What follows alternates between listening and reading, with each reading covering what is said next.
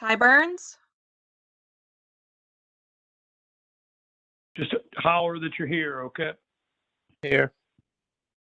Marshall Cox, Kenneth Diggs,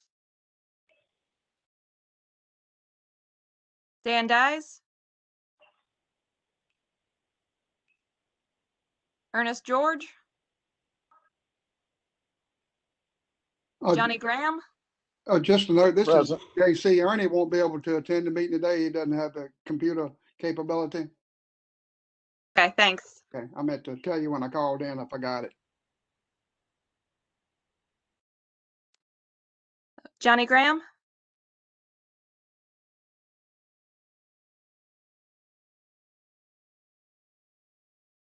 Johnny, if you said here, we can't hear you. Can you hear me now? Yes, there we are. Thank you. JC Hudgens, Present? Chris Moore, Here. Wayne Morris, I'm here. Pete Nixon, Mr. Nixon will be calling back in a few seconds. okay. Don Porter,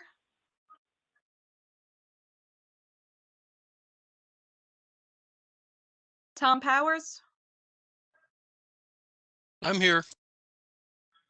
Mark Sanford, Yeah, I'm here. and Ed Tankard. Yep, here. All right, so we do have a quorum, and hopefully we'll hear from Pete in a few minutes. Yeah, he just called in. 1 second, let me unmute him. Okay. Pete, are you there? Can you hear me? Yeah, I'm here. Trying to figure out how to mute this thing on this different screen. Goes from one screen to the next, and I can't mute it. So you could also, since you're using a phone, you could use the mute function on your phone if you're using a cell phone. Yeah, before, but it's not on this screen, and I don't know how to switch it back to the other one. I had this problem a minute ago. I'll get it in a minute. Okay. Can you hear any noise at all?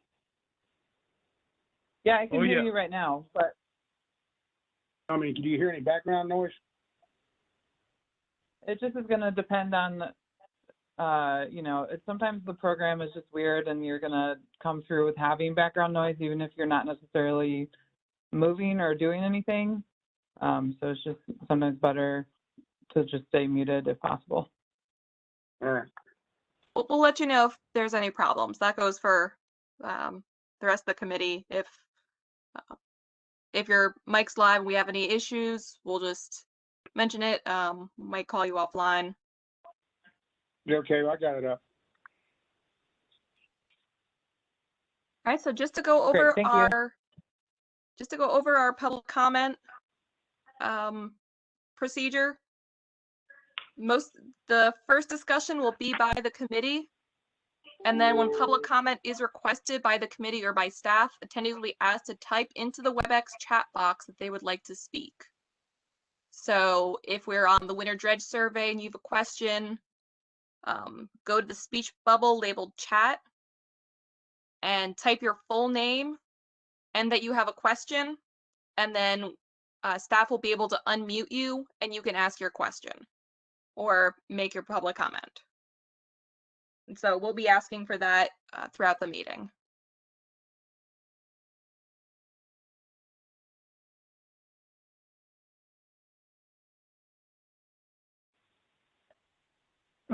So I think we should review and approve, if possible. I'm not sure if we have a quorum, the minutes from October 5th, 2020. Was everyone on the committee able to review those in your email? Yes, and I would move that we approve. This is Chris. Thank you, Chris. It's Johnny Graham. I'll second. Great, thank you. All in favor, signify by saying aye. Aye. Aye. Excellent. I think that we have a resounding aye. Isn't that what you read out there, ladies?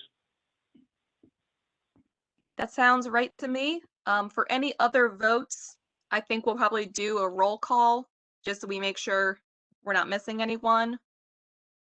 Were there any nays for approving of the minutes?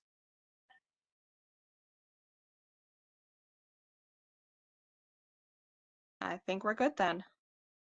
Excellent, thank you. We'll do the roll call on the next vote. But now you want to talk about, in the new business, the winter crab dredge survey, correct? That's correct.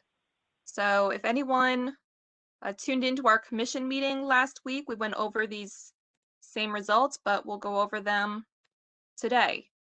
So the 2021 abundance results, most estimates decreased compared to 2020. That's the total abundance, juvenile abundance, total adult abundance, and male abundances were all the lowest they were in the last 5 years. Total crab abundance decreased 30% to 282 million. That ranked 28th in the 32 years of the survey. Juvenile abundance decreased 54% to 86 million. Adult female abundance increased 12% to 158 million. This is above the abundance threshold of 72 million crabs and below the abundance target of 196 million crabs. And adult male abundance decreased 51% to 39 million. And then I'll go into all of these in a little more specifics.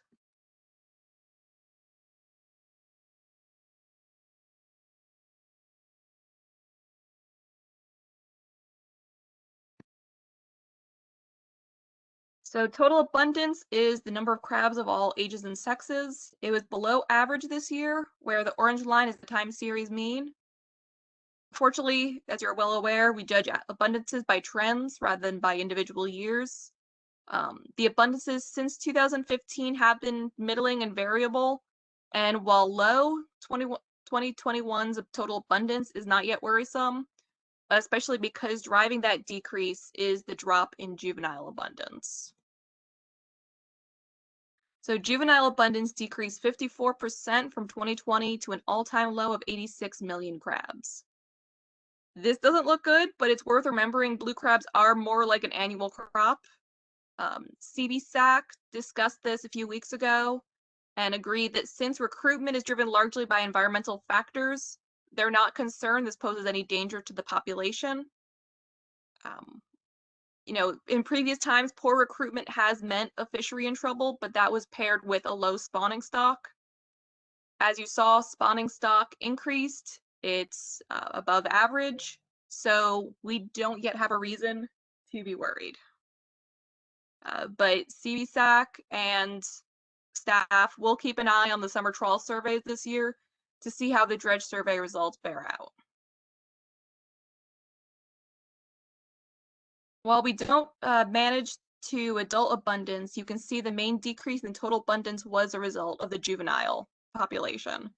Adult abundance decreased, but it's still above average.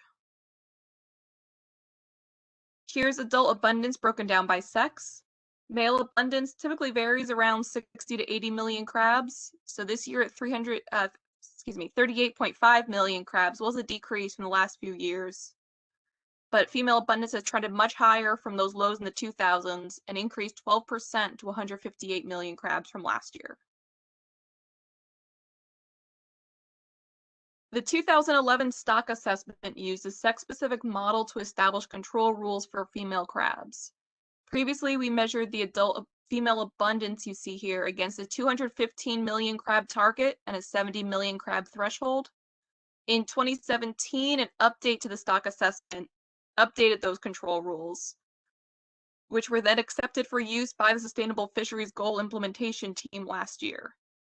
So now our 158 million adult female crabs are compared to 196 million crab target, so that came down a little bit, and a 72.5 million crab threshold, so that moved up a little bit. The female spawning stock has varied around and below the target since 2015, which we still think is a good sign for the population.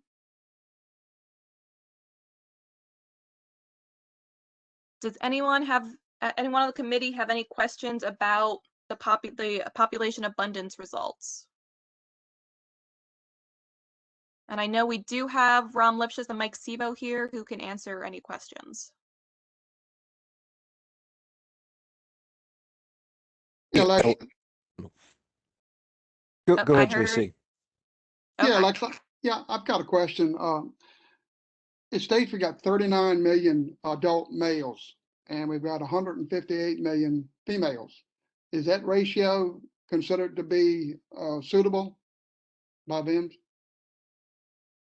I don't know if we have a ratio target. I know that we have the male harvest conservation trigger, which I'll get to in a few slides, which we're still doing really well on. We only harvested, I think, 15% of males. Ram, do you have any insights on this? Sure. Can you hear me okay? Yes, we can. Okay. Yeah, I don't see any real major issue with that. The reason being that, as most of you I'm sure know, one male can service several females, and so we're not really concerned about that. And the male abundance and the ratio is about what we've been seeing over the last almost well, more than a decade. So we're not concerned about that. Okay, thank you, Ron. One other question, Lexa. 85 million juveniles, are they crabs considered to be above 3.5 inches?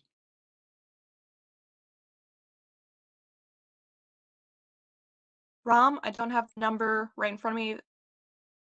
No, those are smaller. Usually those crabs are 2.4. about I think 2.4. yeah, about 2.4. Yeah, 2.4. So they're 60 millimeters. they're about 2 or 3 sheddings from becoming legal crabs. Yes. Yes. And so you still anticipate those will come into the fishery later on, August, September? Yes. Yes. Okay, thanks. Hey, Alexa, it's Yep. Chris. I know some years when we get the results, we also kind of get like a heat map of where, they found a lot of, say, adults or maybe juveniles, things like that. Just wanted maybe Rom can help with this. Were there any kind of trends, or did you see anything that kind of jumped out at you in terms of maybe where there weren't juveniles, but there were pockets of them, or with adults, things like that? Just anything that may have been different this year than some of the previous years. Sure, Chris. The in terms of the mature females, age 1+ females, they were basically at the same locations near the lower part of the main stem of the bay, and actually also between Mobjack towards the eastern shore of the bay, between Mobjack Bay and the Rappahannock River. So those were not surprising at all. Those were just fine.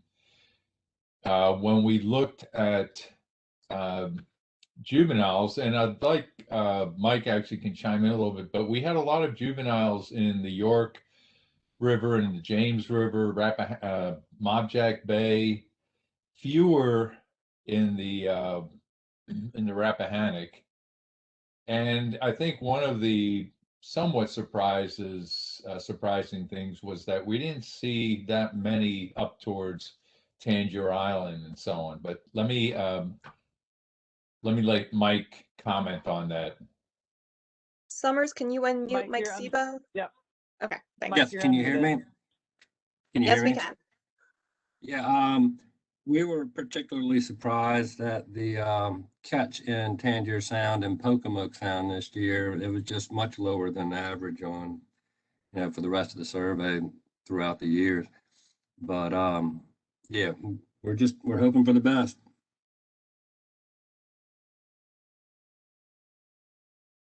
Hey, I got a question. This is Mark Sanford.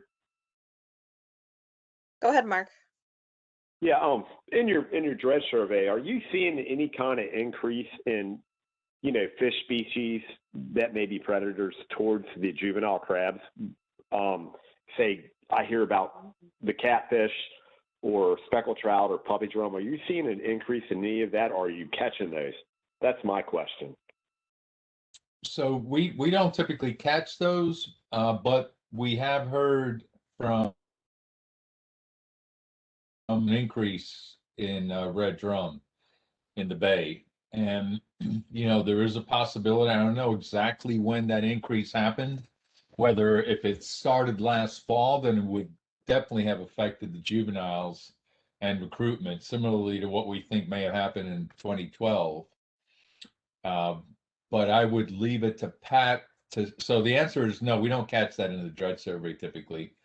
But there is a suggestion that that may have happened. And Pat, maybe you can respond. Were the red drum, puppy drum, and so on, were they at high abundance last fall?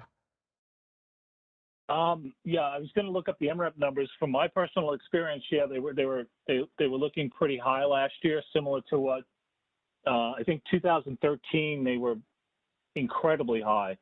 That was 2012. Yeah, 2012. Say again? 2012, and it's one of the problems is we don't have any surveys that target red drum. Age 1 or juvenile red drum. They would need a totally different gear than a trawl, or you can catch really small ones in a beach seine, but there isn't a good independent estimate of abundance. So we'd have to use the MREP numbers, which have been steadily increasing over recent years. So.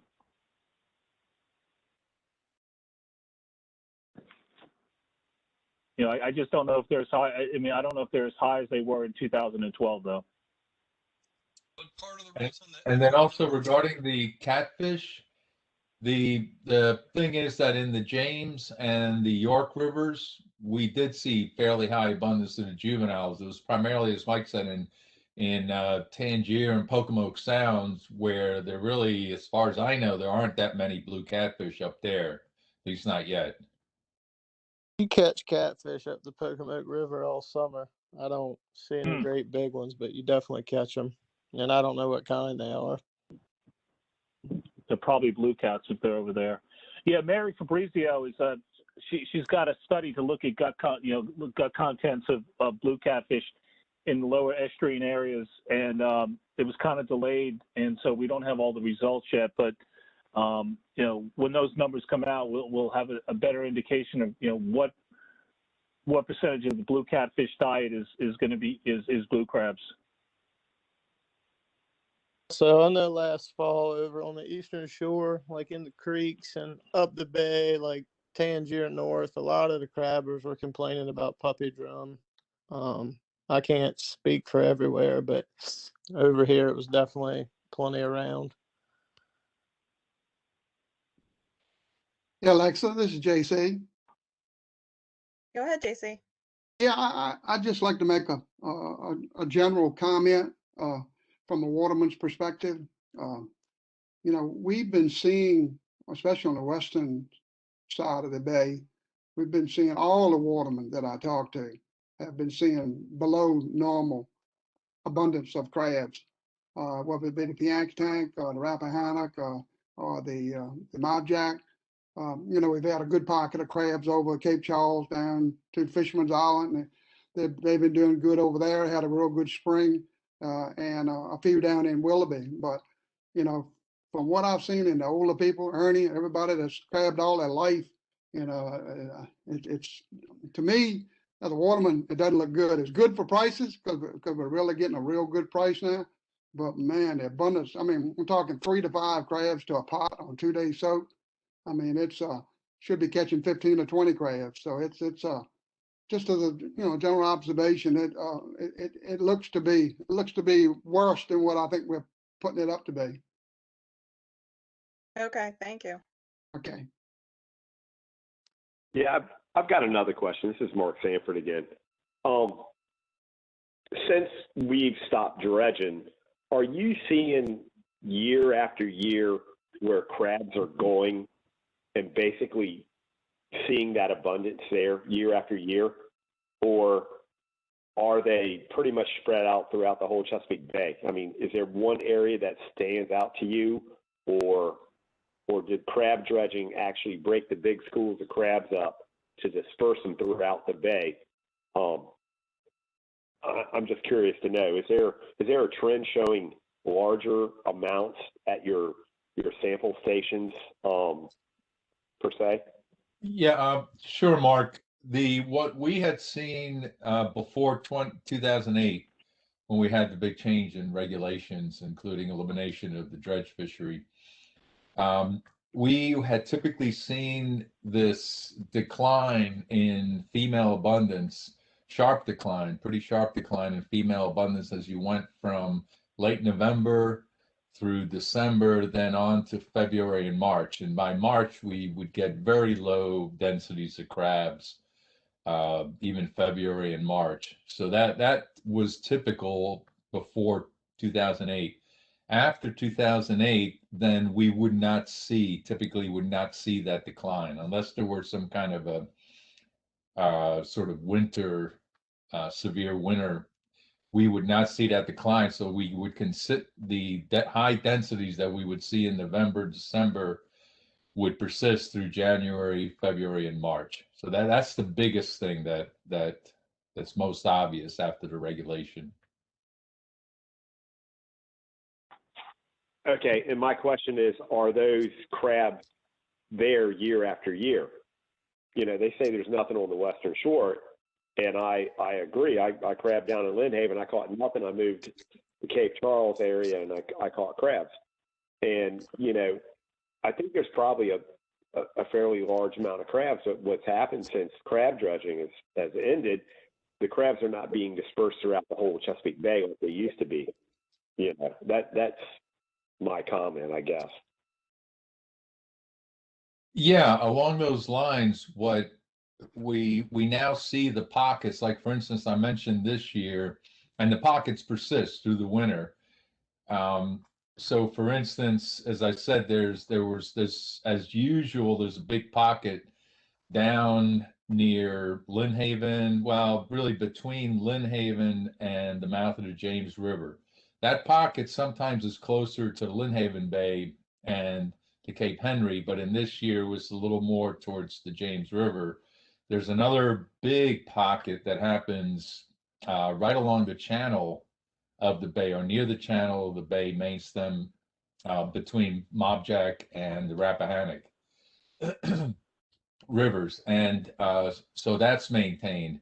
What we would typically see previously is that where we had pockets prior to 2008, where we had pockets of crabs, high concentrations in December and into part of January, we would no longer see that by February and March. And it's not because the crabs were sort of moving about. It's primarily because, as I'm sure you know, dredge fishers the winter dredge fishery crabbers were really good at locating those dense concentrations of females.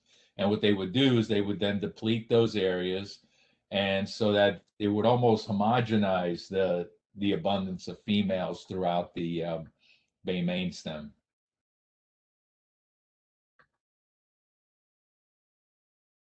All right, thank you. Appreciate the information. Any other questions And- on the abundance? Yeah. Mark, this is Pat. Just to give you an idea of red drum, I wouldn't even say abundance, just red drum recreational harvest, which isn't really an indication of abundance, but it at least gives you an idea of, you know, maybe how many fish are out there. You know, 2012 was off the charts with a lot of fish, and then went down to about 1 million. And then it seems like we have 2 really high years, and then it drops very low. And then we have, you know, two high years, and then it drops down really low. The last 2 years were right, you know, about the same. About 1 million fish were estimated as being caught recreationally, and that's all kinds of, that's caught, kept, and released. So all fish that were caught on this survey, the MREP survey, which, like I said, is not an estimate of abundance per se, but at least it gives you an idea. You know, but then in 2018 they estimated less than 100,000 fish. So that's the pattern we're seeing. We see 1 or 2 really high years, and then a couple of low years, and then 1 or 2 high years, and then So, we're probably going through a high period of red drum abundance right now. Well, I can speak for the people down in the lower bay. They're all you want and then some down there. Yeah. And I think, basically there's nothing that we can honestly do about that commercially because our hands are tied. There may be a little bit of wiggle room, but, we may want to start thinking about co-managing species, and I think that may have been brought up before by Ron Linskus.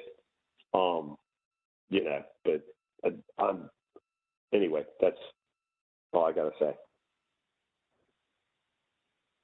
Hey, Alexa, it's Chris Moore. One more question for Ram if we have time.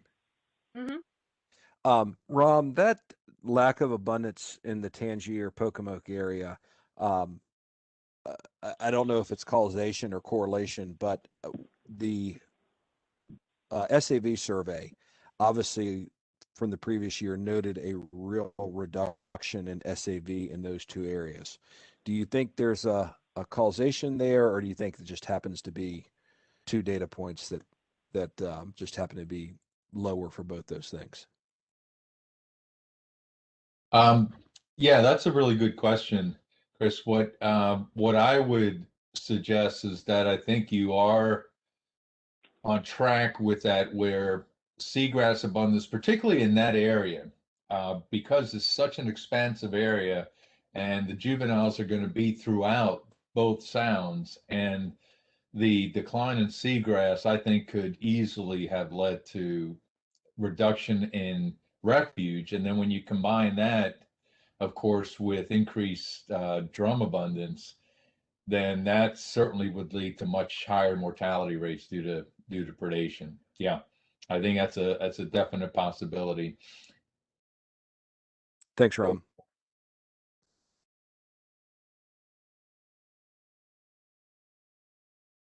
Any more questions on abundance, or should I go on to harvest?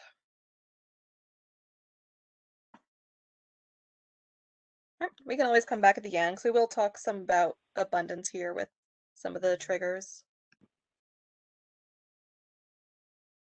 So here's the Baywide harvest in Virginia, Maryland, and the Potomac. Baywide harvest decreased 33% last year to 37 million pounds. Maryland, Virginia both fell around 25%. It's conceivable this drop is due to COVID-19.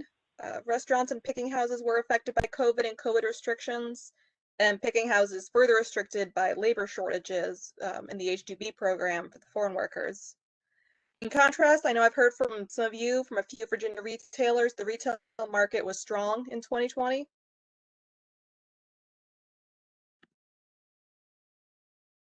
This graph shows absolute harvest of female crabs by Maryland and Virginia in the bar graphs, while the line graphs show what percent of female crabs were harvested by each state. So you can see Virginia picked up a higher share percent of females this year. Maryland still harvested the majority of male crabs, and their share of male harvest was pretty steady from last year.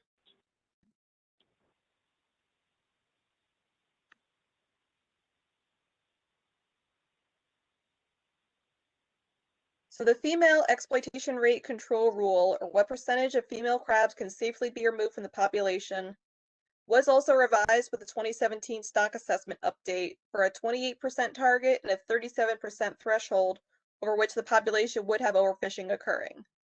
Currently, however, the 2020 fishery was at 19%, below both the threshold and the target. As you know, we generally aim to stay slightly under the target, as there's a good deal of uncertainty in the fishery, including that we don't have a direct way to estimate recreational harvest. The male exploitation conservation trigger did not change with the update and remains at 34%. We are well below that last year, with only 15% of male crabs removed by the fishery.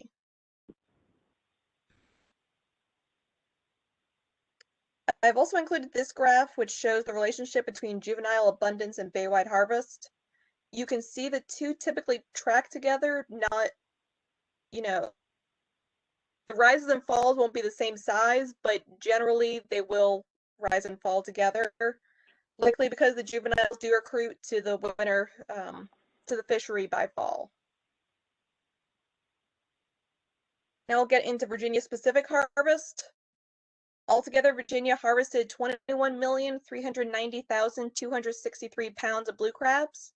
That's a 26% decrease from last year, from 2019. Hard crab pots were 97%, peeler pots 2%, and then other gear were 0.2%. Dockside value only decreased 17% to $29,737,557. There were 833 active harvesters who took 58,811 trips. That's an 11% decrease from 2019.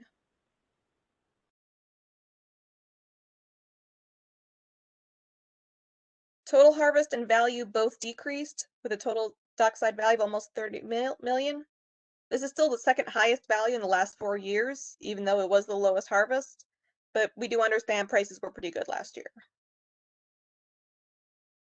Crab pot harvest was below both the long-term average and the recovered average, which, as you can see, are nearly identical. Effort in the number of trips saw some decline, but was still within the normal range. This graph shows the distribution of number of trips or harvest days over 2020. So you can see the majority of crab pot licensees crab between 26 and 50 days. We did see a slightly lower percentage of eligible crab pot licensees actively harvesting, only 60% last year.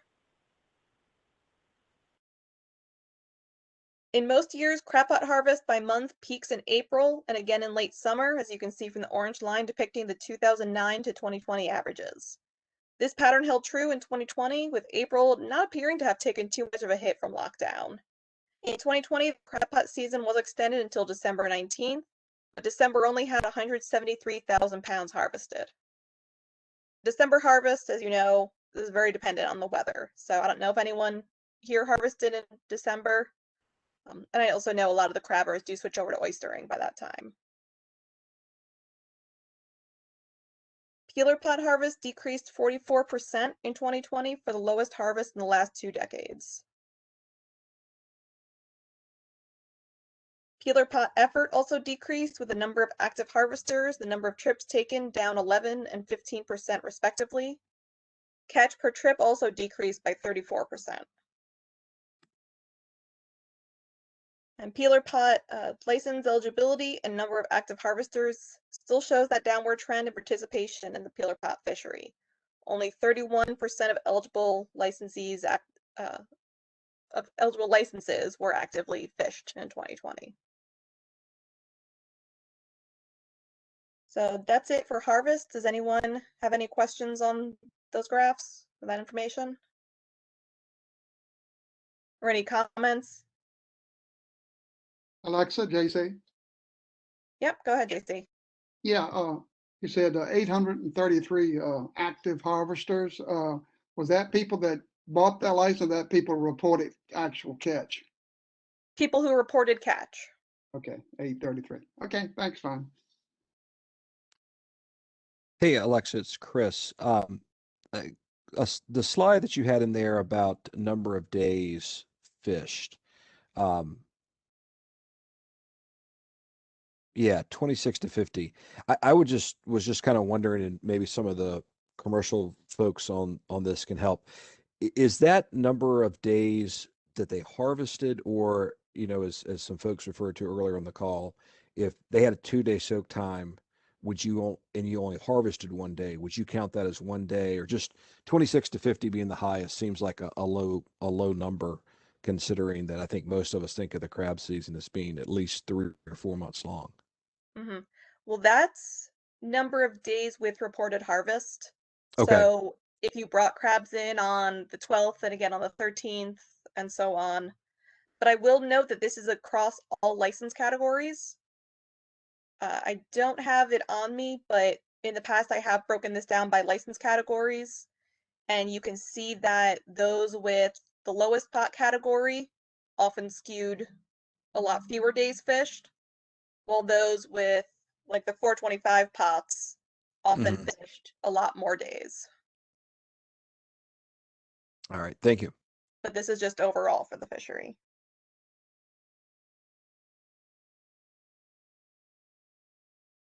Can you go back to the plot that had the hard crab pot fishermen and effort? That This one? yeah. Okay, so the part of the concept here is this fishery is generally over capitalized, and reducing the number of license would help those that remain in the fishery. And what I don't see is a slow and steady reduction. So it seems that when people are getting out of the fishery, they're selling their licenses rather than giving them up. And it's just an observation. Mm-hmm.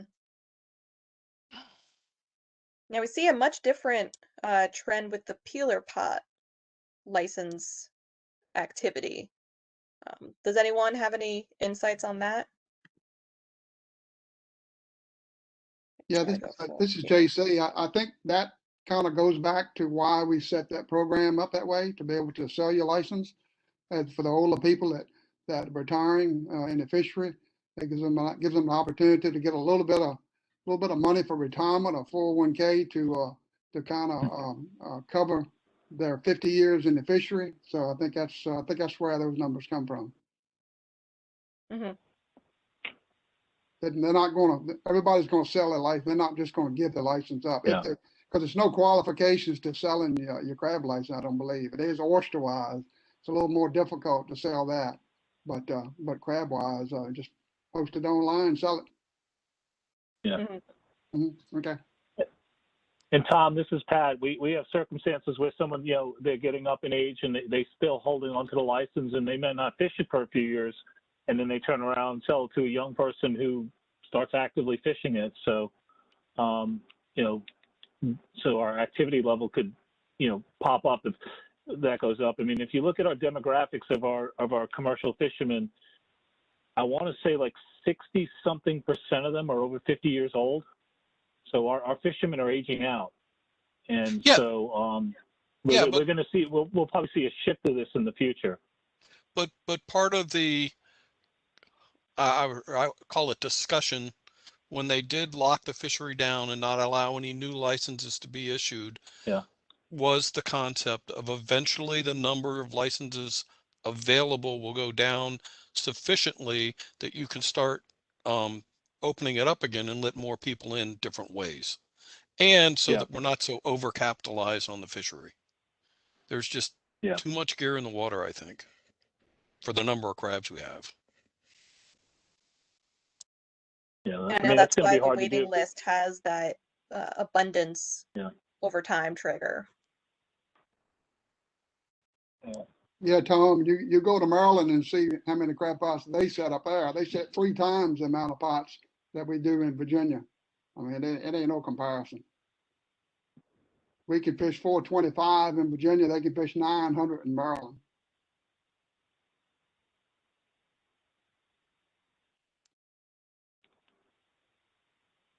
Any other questions on the harvest or observations? I think you've done a good job of answering the questions and making the facts displayed here. I think we'll keep on moving. All right, thank you. So next on the agenda is talking about potential management actions. What staff are currently recommending: season closes November 30th. So as you're aware, we did extend it last year, December 19th. That was mostly in light of COVID. So we'll go back to the usual closing date this year. And then we're also proposing to lower the November bushel limits back to the same as March, like it was in, I believe, 2018 was the last year. So just some information on the use of the higher November bushel limit. 2019, 145,698 pounds were harvested over the lower bushel limit. Now, this is pounds that wouldn't have been harvested with the low bushel limit. So we took bushels landed minus the bushels allowed under the lower limit. and 66 licensees used the higher bushel limits. In 2020, 93,190 pounds were harvested over what the lower bushel limit would have been by 75 licensees. So just some quick information on that, because I know sometimes we get questions. Does anyone have any questions or comments?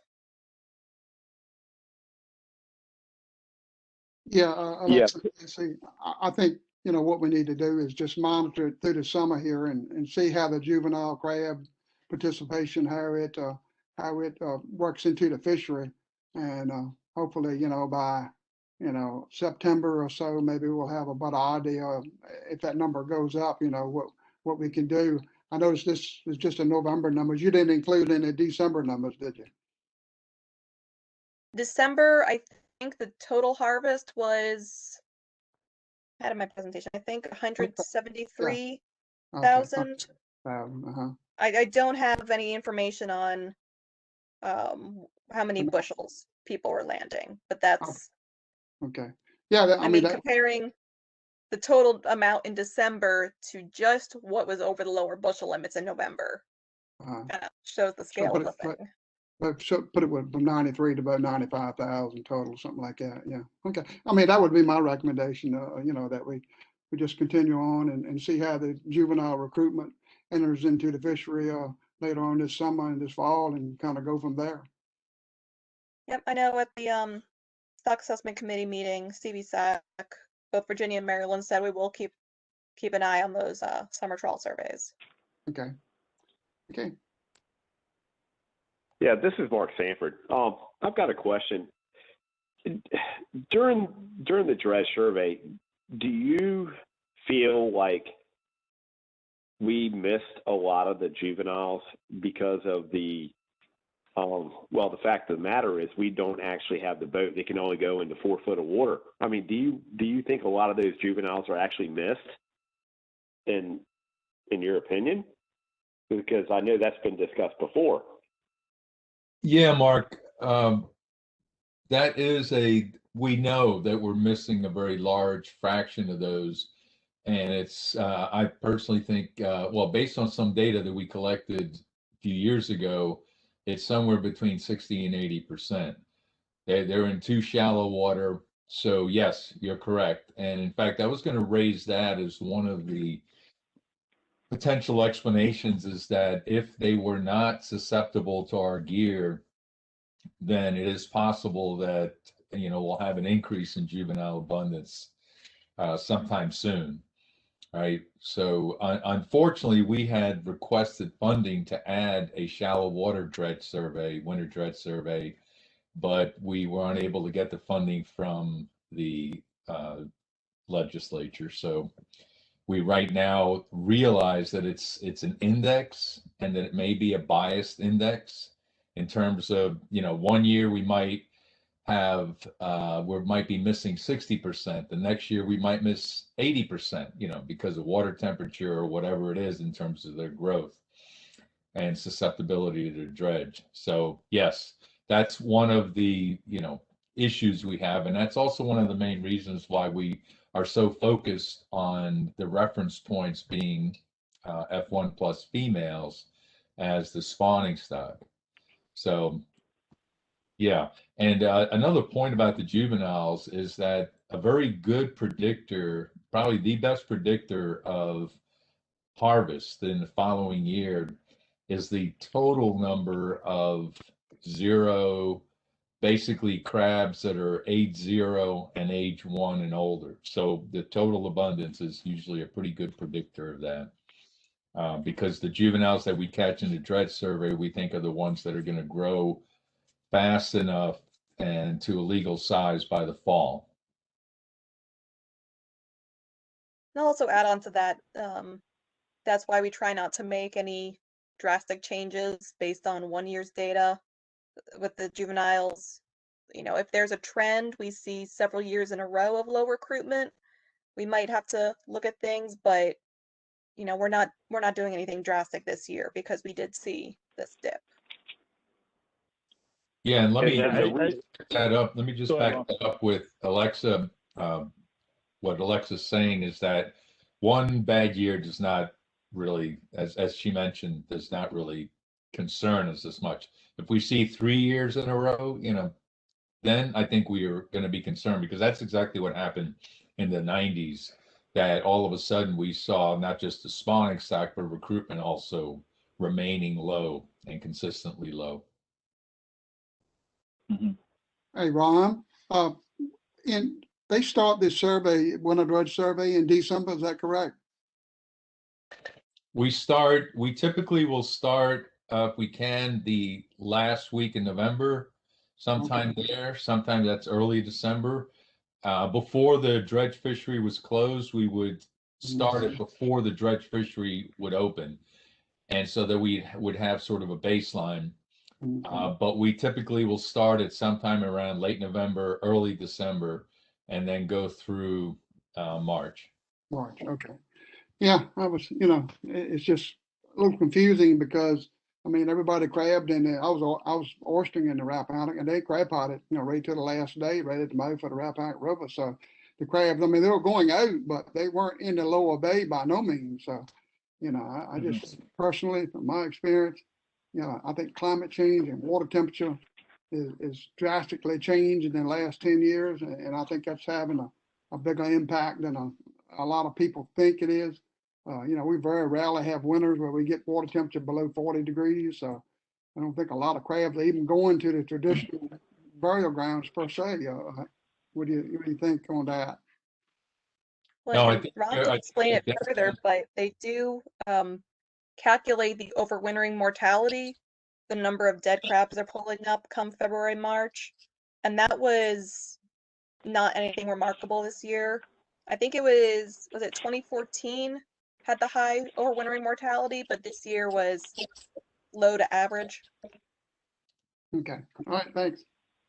Yeah, and just to add to that, the from our winter dredge survey data going back to '89, the average increase in water temperature during the winter time is basically matching what is seen in many parts of the world. Actually, it's about a ½ degree centigrade per decade, which may not sound like much, but it would make a big difference in terms of the number of times that a crab might spawn and so on. And in fact, one of my doctoral students, Alex Schneider, who is actually on this, is doing a dissertation on how climate change, part of it is on how climate change, global warming is going to affect reproductive output of the blue crab.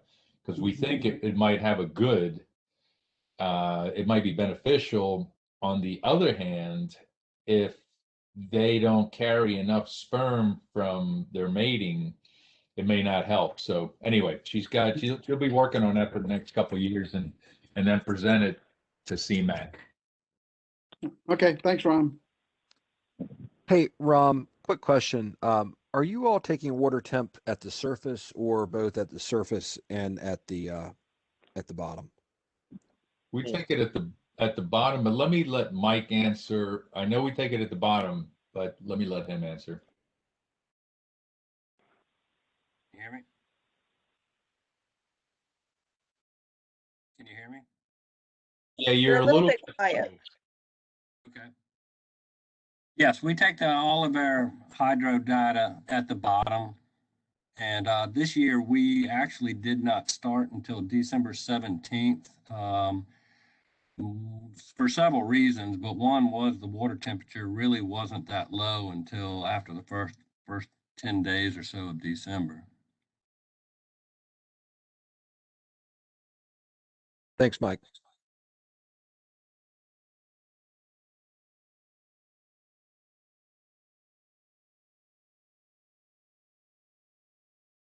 Any other questions or discussions on potential management actions?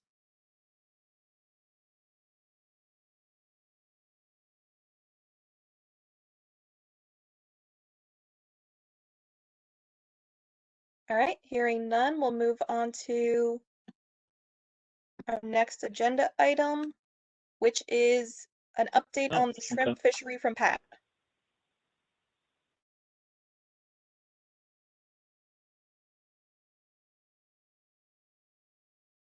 Pat? Hey, this Can you is hear me? Mark Sanders. Go ahead, Mark. Yeah, I'm sorry. I had an issue with my phone. You know, staff is recommending that we go back to the conventional, I guess, lowered bushel limits in November and a closure November 30th. And the reason why I brought up the fact of the juvenile numbers is because I've got private ground in Lynn Haven, and last year I went out there, I never saw any juvenile crabs. The same time of year I go every year just to see what my stuff looks like.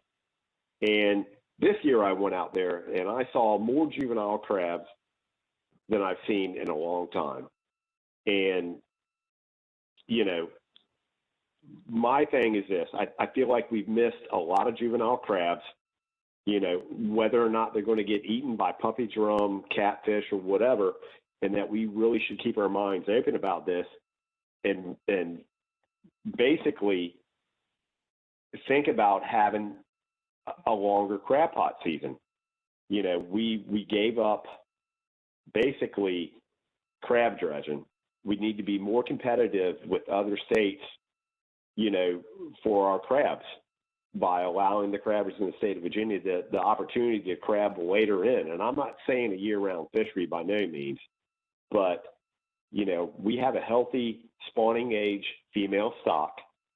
And you know, I think that what we should do is just come back and say August or September and reevaluate what we see then as far as harvest and what kind of juveniles may be going into the fishery at that time, rather than give it a, you know, a shut door per se. And that's pretty much all I have to say. I mean, Hey, Mark, Pat, that's I was just gonna say that's a good point. I think we jumped onto the shrimp thing too fast. I mean, I think we need to have hear from the other members about, you know, what the staff was recommending. If you feel differently than, you know, what we suggested, we need to have that conversation. Hey, Pat, So, this is Adam. Just a little bit of response to Mark. Something we're going to hit on a little bit later in this meeting is switching to an online system for blue crab reports. Something that Mark is asking for is us to be able to evaluate the fishery come September and October and adjust as needed. In reality, the only information we're going to have on this fishery is anecdotal. We won't really have any information on total harvest or what anyone's harvesting. It'll really just be this small group and anything they hear anecdotally from the docks. You know, that is one of the big reasons that we are pushing for an online system. We will get that information a lot quicker, a lot more accurately, a lot more efficiently, and we will be able to make some management actions on the fly in the future. But right now, we just don't have the available data to really evaluate what we're seeing through the summer months, minus what everyone says. the only thing we'll have this summer is the data from the research surveys, the juvenile numbers from the juvenile trawl survey. Right. And will that data be available, say September, or not? I mean, I don't know. Rom, that's a question for you.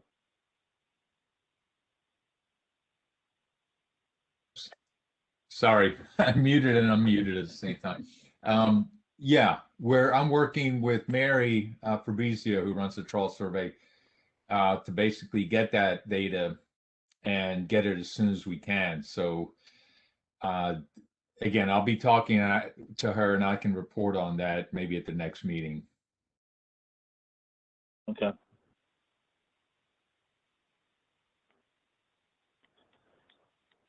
I mean, to let you know, last year, the only reason we extended the season last year was because of COVID, because we knew there was, a loss of market, and that's the main reason we did that. And we had, our intent was not to continue that extension into this year. Now, the lower bushel limits, we raised them in for the 2019 season because everything was looking great. I think that's a conversation we can have about, do we want to lower them or do we want to keep them where they were at the levels that they are in October. we do have some, there are some concerns. The CBSAC does have some concerns about those lower juvenile numbers, but for the reasons that everybody talked about, there are some issues with that. The control rule that we use is the spawning stock, and that's looking good. But if you look at previous years when the juveniles were down, a lot of times the next year, even the adult females were down. 2013 is a good example. So, if the committee would rather have us, wait and take a wait and see attitude on lowering those bushel limits, they can make that recommendation. I think the staff feels pretty strongly about, keeping the season closing November 30th, at least of this year. So if, you can consider these items independent if you want. I just want to make it, from what I heard Ram say, it's a possibility that he could be missing 60 to 80% of the juveniles. Is that correct, or am I wrong there? You're correct. Okay. But so two sides to that coin, right? The problem is that when we conducted our study, well, first of all, the stock assessment does make the assumption that we're missing about 60% of them.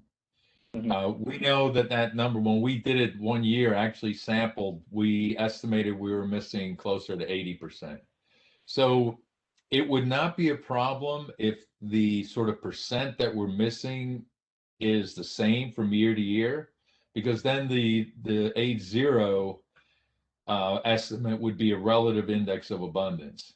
The whole problem is that because we were only able to do that in 1 year, we don't know if that changes significantly from 1 year to the next, and with different environmental conditions.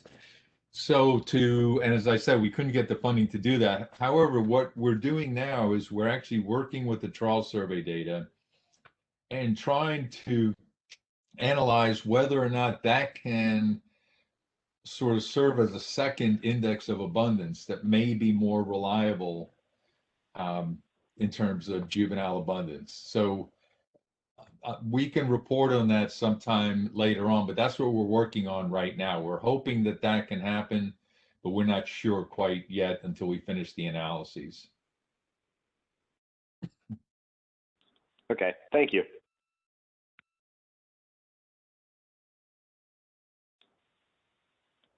Okay, does anybody want to make a recommendation?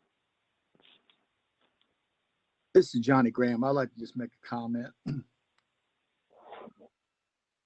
Go ahead, Johnny. In my 40-some years of being in the business, the crab processing business, I must say this is the worst climate I've ever seen in terms of supply of crab meat internationally, globally. There's a dramatic shortage globally right now, and I guess no one really is given it, the reason why, but I'm pretty sure the reason why is because as we experienced back in the late 90s and early 2000s, our decline, and the reason for that primarily was overfishing and such. These other countries that have come online are not doing what we're doing right now here today. They're not doing it adequately. In fact, probably not doing it entirely. And kudos to Ron and Marilyn and CVSAC and all the groups that are involved in all of this, because there's obviously an insatiable appetite for crab globally, most of which is in our country. And I'm just appreciative that we took measures and we continue to take measures to monitor, to be active and proactive when we need to be, to protect our most important species, in my opinion, the crab. And I just applaud the effort that's going into this. And I know everyone on this phone and conference doesn't want us to overfish and go back to where we were. We want to continue making positive strides for this fishery. But again, jumbo lump crab meat in excess of $40-some a pound, $50 at the retail store level. containers coming from overseas, partially full, less than half full. The larger sizes of meats, the jumbo lumps and the colossal lumps, are non-existent because the crabs are getting smaller. They're overfishing, they're not protecting, they're not saving, they're not doing the things that we're doing.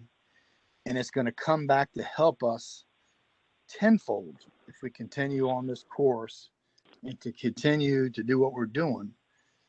You know, from a retail perspective, you know, crab prices right now are as high as they've ever been as well. That's good for the watermen. You know, it's good for our economy.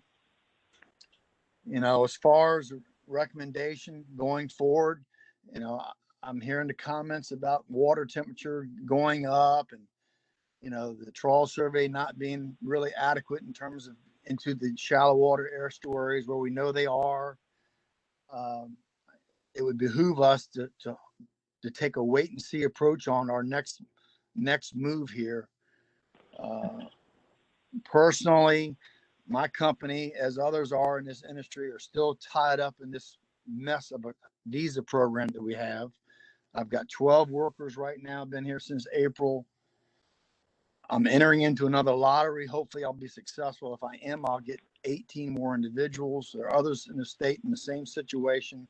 And it's not just the crab people that are infected, it's oyster shuckers and bait packers as well.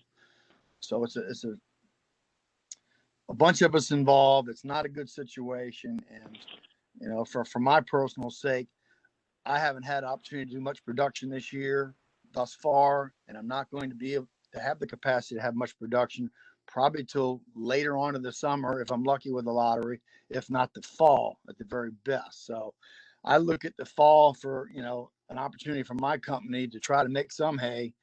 And really the last thing I want to do is see reduction in bushel limits and elimination of December fishery without really looking deeper and further into the season before we do anything proactive or reactive, whatever it may be, to this fishery at this point. So those are my comments. Okay. Thank you, Mr. Graham. Appreciate those comments. Ed Tankard. Mr. Chairman, it's JC. Yes, sir. Yeah, I would like to make a recommendation that we leave everything as is until September or so, falls, and we'll have another meeting, take a look at the numbers of juvenile crabs, and then go from that. And I think we need to really look at this exploitation rate below 20%. I know that should have an impact on this fishery. We should be taking 25, 27%. So we're good and safe there. But I think, you know, we'll look at it then, and then hopefully numbers will be better, and we can do some things a little better than what we're talking about right now. I will All right. note very quickly on that status quo includes the season closing November 30th, because each year we set the closing dates for the current year and the next year. So currently the regulation as written had season open until December 19th, 2020, season open until November 30th, 2021. So status quo includes a November 30th closure. Okay. Well, the lower November bushel limits, that's something that would only change if we vote to do so, right? That normally that would stay the same, right? Correct, because we changed that in 2019.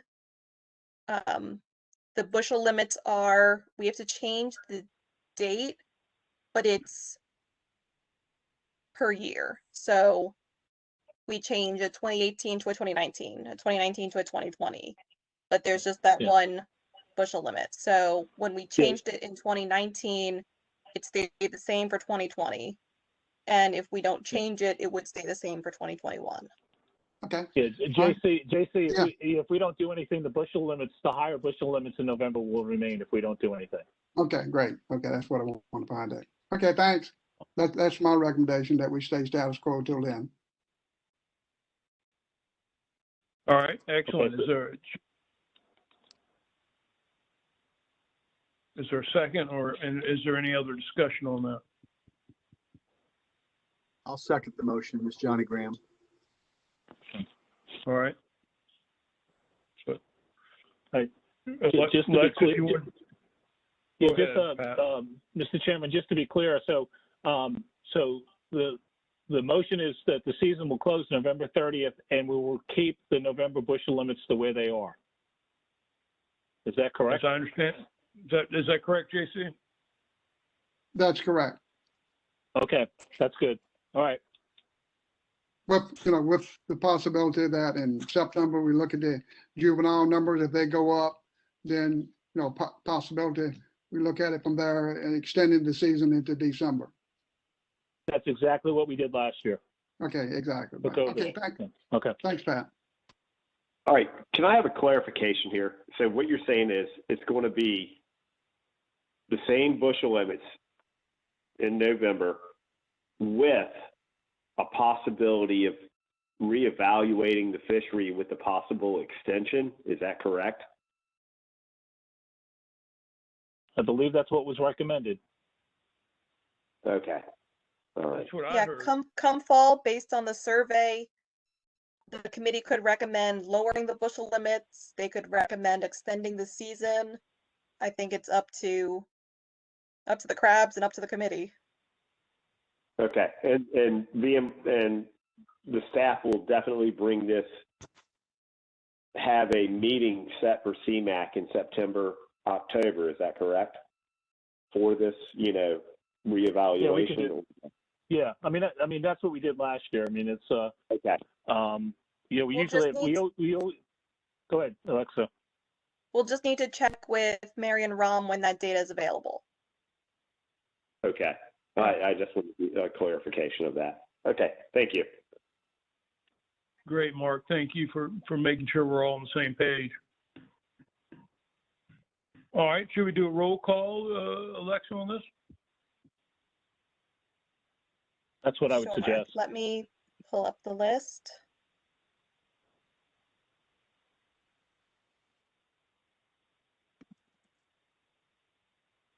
Ty Burns, Yes. Marshall Cox, Kenneth Diggs, Dan Dyes,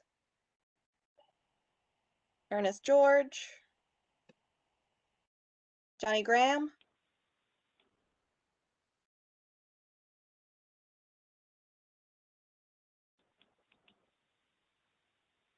Johnny Graham, Yes, that's a yes. thank you. J.C. Hudgens, Yes, Chris Moore, Yes. Wayne Morris, Yes. Pete Nixon, Yes. John Porter, Tom Powers, Yes. Mark Sanford, Yes. and Ed Tankard. Yes. Okay, so that is 9 yeses. Okay. Are we good with potential management actions? We'll reconvene in September, October, depending on when the data is available. Great. Okay. All right, so next item on the agenda is the shrimp fishery update from Pat. Okay. Thanks everybody. This looks a little bit different than my slide. Let me see if there. Can you go to the next slide? Let me see what the next slide looks like. Real quick. You didn't send me any slides, Pat. Oh. Okay. Oh, okay. So I got to have control then. Share content. Okay, let me.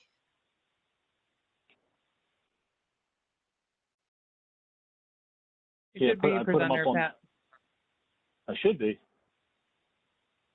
Okay. You all see that? I don't see anything yet. No.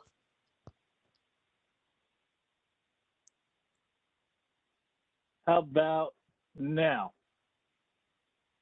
Gotcha. Yes. Okay, perfect. Okay.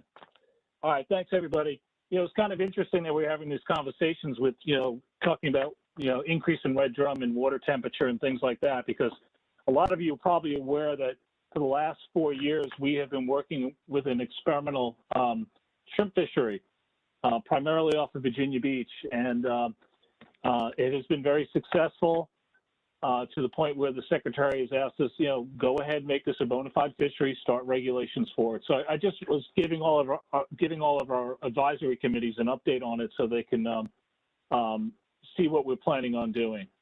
So just to let you know, Panay shrimp, which is a food shrimp that, people are common, that they eat, they're not uncommon in Chesapeake Bay. VIMS is a documented shrimp in their surveys back to the 1970s and began processing them in the mid-1990s. At some years, the abundance was high enough that, it was producing some commercial harvest, and there was some folks trying to figure ways that they can, take advantage of that, but then the next year they wouldn't be there. So it was kind of a boom or bust. In 2017, there were gill netters off of Virginia Beach started to see some large numbers in their nets, and one of them approached us, and we gave them an experimental permit. That was the first one was issued in 2017. We issued 2 of them in 2018. In 19, we had 6 of them, and there were 2 on Eastern Shore. And last year we had 12 permits and 4 of them on Eastern Shore. And the reason for this increase is I'm pretty confident it has to do with warming water temperatures. These shrimp were probably shrimp from North Carolina. The shrimp spawn and the larvae get caught up in the currents and the gyres offshore, and the warming water temperatures and changes in currents are recruiting. We're getting higher recruitment of larval shrimp into the Chesapeake Bay. The shrimp is a great place for things to grow up in. So if they get here, they're going to do well. They're going to survive, and that's what we're seeing. And what we're seeing in this fishery in the fall is that as the shrimp are starting to leave the bay and move out, and that's when they're encountering them. And I mentioned the surveys, the VIM surveys. I mean, I was actually running the VIM surveys in the mid '90s, and those little tiny blips you see in '95 and '99, we were going crazy because it was probably like 4 or 5 pounds of shrimp a day. But you can see how those numbers have just shot off the chart in recent years with them. And that survey is done. This is done in the bay. It's done from the bay mouth up to the Maryland line, and in the 3 tributaries in the James, the York, and the Rappahannock, all the way up to the freshwater interface. And it's done on a monthly basis. And you can see that. And then the MEMAP survey, which is the Northeast Area Monitoring Assessment Program, is a trawl survey that's done twice a year in the spring and in the fall. And they sample the coastal waters from Cape Hatteras to Cape Cod.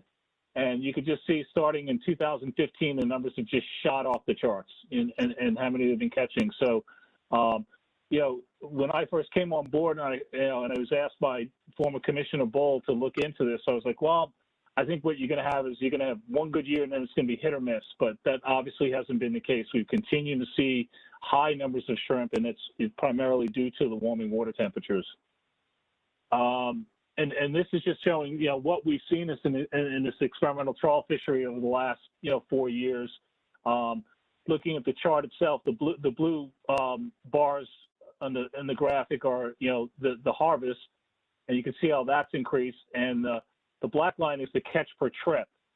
So that's been increasing, and you expect to see that in an early fishery. The first couple of years they were doing this, they were learning how to do it. They were getting better at it. So as their knowledge improves on where the shrimp are and ways to configure their gear accordingly, their catch per trip has been going up. So they're catching, about 920 pounds per trip of shrimp, which is, they're selling at the dock with the heads on for 5 pounds. So it's a high value market. And and then the values at the bottom in the table just show the number of permits we have and how many of those permits actually, provided harvest to us, and the number of trips. The first 2 years, the harvest is confidential because we only had 2 people doing it. The bycatch ratio is the amount of bycatch compared to the amount of shrimp. Now, typically in the Southeast, North Carolina through Georgia, those ratios are about 1.5 to 3 pounds of bycatch for every pound of shrimp. You can see our numbers are substantially lower than what we're seeing last year was like less than 1/4 pound of bycatch for every pound of shrimp. And you know how we know this is we're putting observers on these boats where we're collecting this information, and these folks are also required on a daily basis to call in and give us an estimate of what their harvest was of shrimp and what their bycatch was. So we've got some good numbers on that. So those are one of the things that we've been looking at. We've been growing this fishery very slowly and very carefully and methodically so that, you know, we didn't want to just open it up and let guys go out and do it and then find out we had a problem later. So we've grown it very carefully. The one issue we've had has been on the Eastern Shore. None of those guys have really got up and going. I mean, none of them fished last year at all in 2020. And that's for a couple of reasons. It's the season over there because of the code. Code of Virginia allows trawling in the coastal waters certain times of the year if approved by the commissioner. Well, right now that code says you can't fish on the Eastern Shore until November 1, whereas in Virginia Beach they can start October 1. So I think what's happening up there, they may be, you know, it may be too late in the year for them to take advantage of that, but you know, we've got to get that code changed in the Code of Virginia before we can actually get the Eastern Shore, you know, as successful as Virginia Beach. And this was basically showing, you know, the areas that we have. This is the experimental area off the Eastern Shore runs from Cape Charles all the way up to the state line, and Virginia Beach runs from the state line. It ran up until Dam Neck this past year, right here on this line. At the request of the people doing it and the fact we were going to add 4 more boats this year, we extended it up to Cape Henry. This is the same as crab area number 4. So it's exactly the area is exactly the same. You know, and it's, you know, trawling is prohibited in the bay, and we're going to continue to have it be prohibited. We want it prohibited in the mouth as well, the bay. So you know, species moving in and offshore will be somewhat protected. But for next year, we're going to keep the Eastern Shore as experimental because we still really don't have any data over there. So we don't want to start regulating something we don't know anything about. Virginia Beach, we're really confident with that. So we're like I said, in the process of developing regulations. We're going to increase from 8 to 12 licenses. One of the concerns we have in federal waters from this red line out to here, there are no regulations.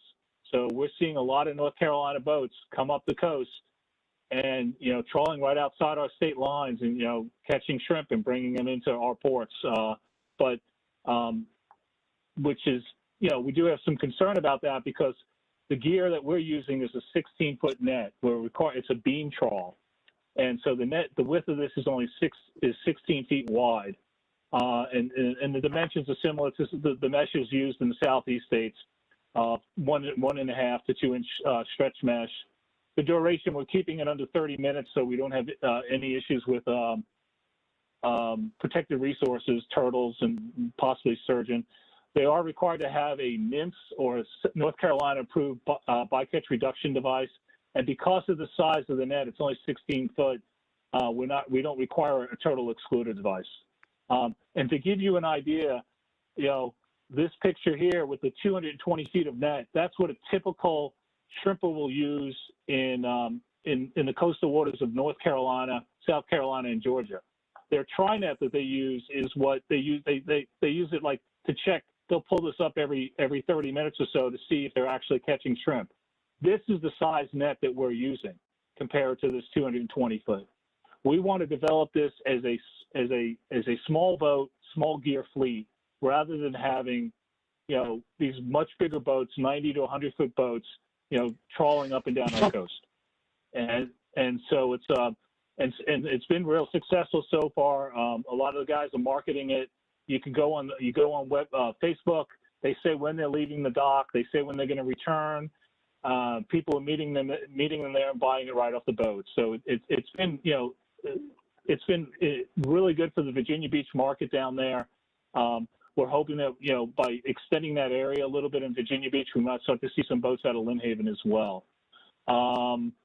Moving on, just to give you an idea of what we're putting in this regulation, there will be possession limits for recreational and commercial gears, all gears other than trawls and cast nets. Those are the two gears that we're going to allow to develop. All of the gears, there's going to be all of the commercial gears will have possession limits. And the reason for that is we have noticed over the last couple of years, people are using gears like crab scrapes and going out and harvesting shrimp in the tributaries and in the bay and not harvesting any crabs. We don't want to, we really don't want to support or endorse additional, I'd say bottom dragging gears in the Chesapeake Bay. So by putting a limited amount on that, it's gonna make it sort of like a bycatch fishery where they're not gonna go out and target the shrimp. If they catch it in their nets, they can keep it, but it's not going to be a substantial amount that they're going to go targeting it. The primary gear is going to be the trawl gear, the trawl fishery. And like I said, on the Eastern Shore, will remain experimental with up to 4 permits. Their season will be November 1 through December 31st. Virginia Beach, we're working on those regulations. It will be limited entry, 12 licenses this year. We're trying to get away from some of those issues that we talked about earlier. Tom mentioned, about people getting licenses and holding on to them and never making them available. There'll be no agents and no transfers. So it's similar to what we did with electrofishing for blue caps. We don't want people getting these licenses and holding on to them and using them as a commodity. If they don't use the license, there'll be a requirement that they have to have a minimum amount of harvest over a 2-year period. And if they don't have that, they're not going to have that license anymore. They'll go back into the lottery system, where if we have licenses available, that's where they'll get it. We'll continue to have observers on the boat. We had last year the General Assembly approved an observer for us, a full-time observer to handle some of these new fisheries like this and the electro catfishing. But with COVID, we lost that position. The season right now is October 1 through the 31st, with a potential extending through January 31st. They did have a very successful January last year. About a third of their catch came during January, but there's some issues we have to work through licensing. So we'll try to figure that out. And I already mentioned the size of the net, and that they are not allowed to harvest any quota managed species. That's prohibited. So the 11 or 12 quota managed species we have, they're not allowed to keep any of those on the boat. Quite frankly, if you're catching shrimp, you do not want anything else on your boat because the shrimp are worth so much more than those other species. And one other item on here is that we inspect the gear before the staff do the final approval. With some of these permits, we gave everybody explicit directions on what the gear had to be and what it had to look like.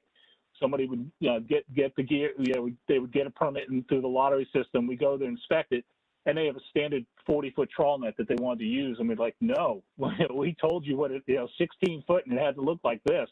And they got upset until we had to point out to them, and they didn't bother reading the information we had. So we inspect the gear and look at it to make sure it meets their qualifications. All the guys are going. The first gentleman that did this, he has basically shared his design with everybody, so everyone's just kind of replicating his design at this point.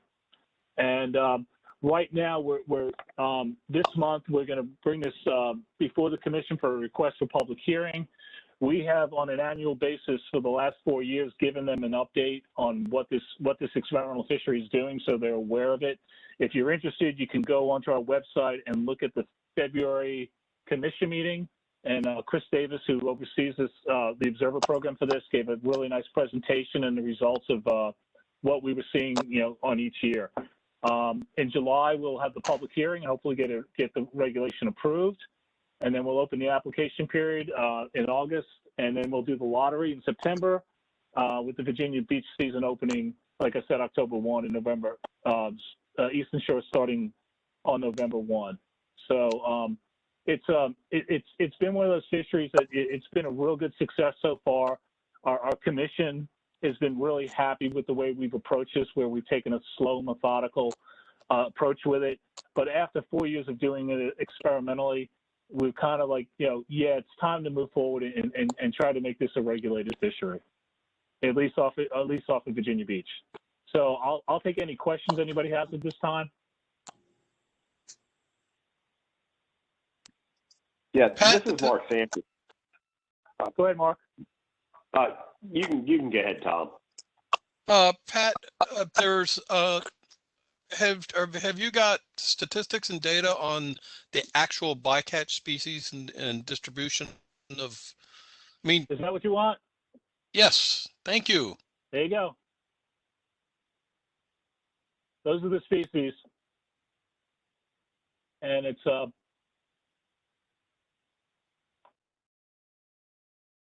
I think there's one more. There's another slide on that too. Pat, this is Ram. I'm wondering how much of a blue crab bycatch do they have? I don't think we're seeing any blue crabs. Yeah, I mean, we were concerned about this because we were concerned about, you know, the regulations that are in code were developed in the 1980s for summer flounder to protect summer flounder primarily as they move offshore. Well, we all know that summer flounder is not the species it used to be in our waters.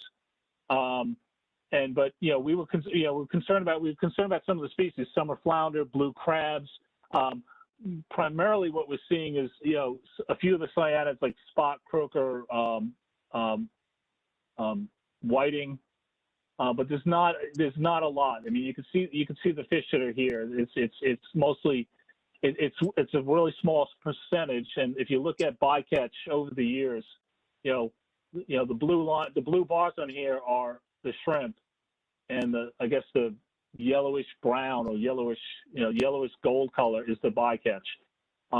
For a shrimp fishery, these bycatch numbers are very, very good compared to what you see to the south of us.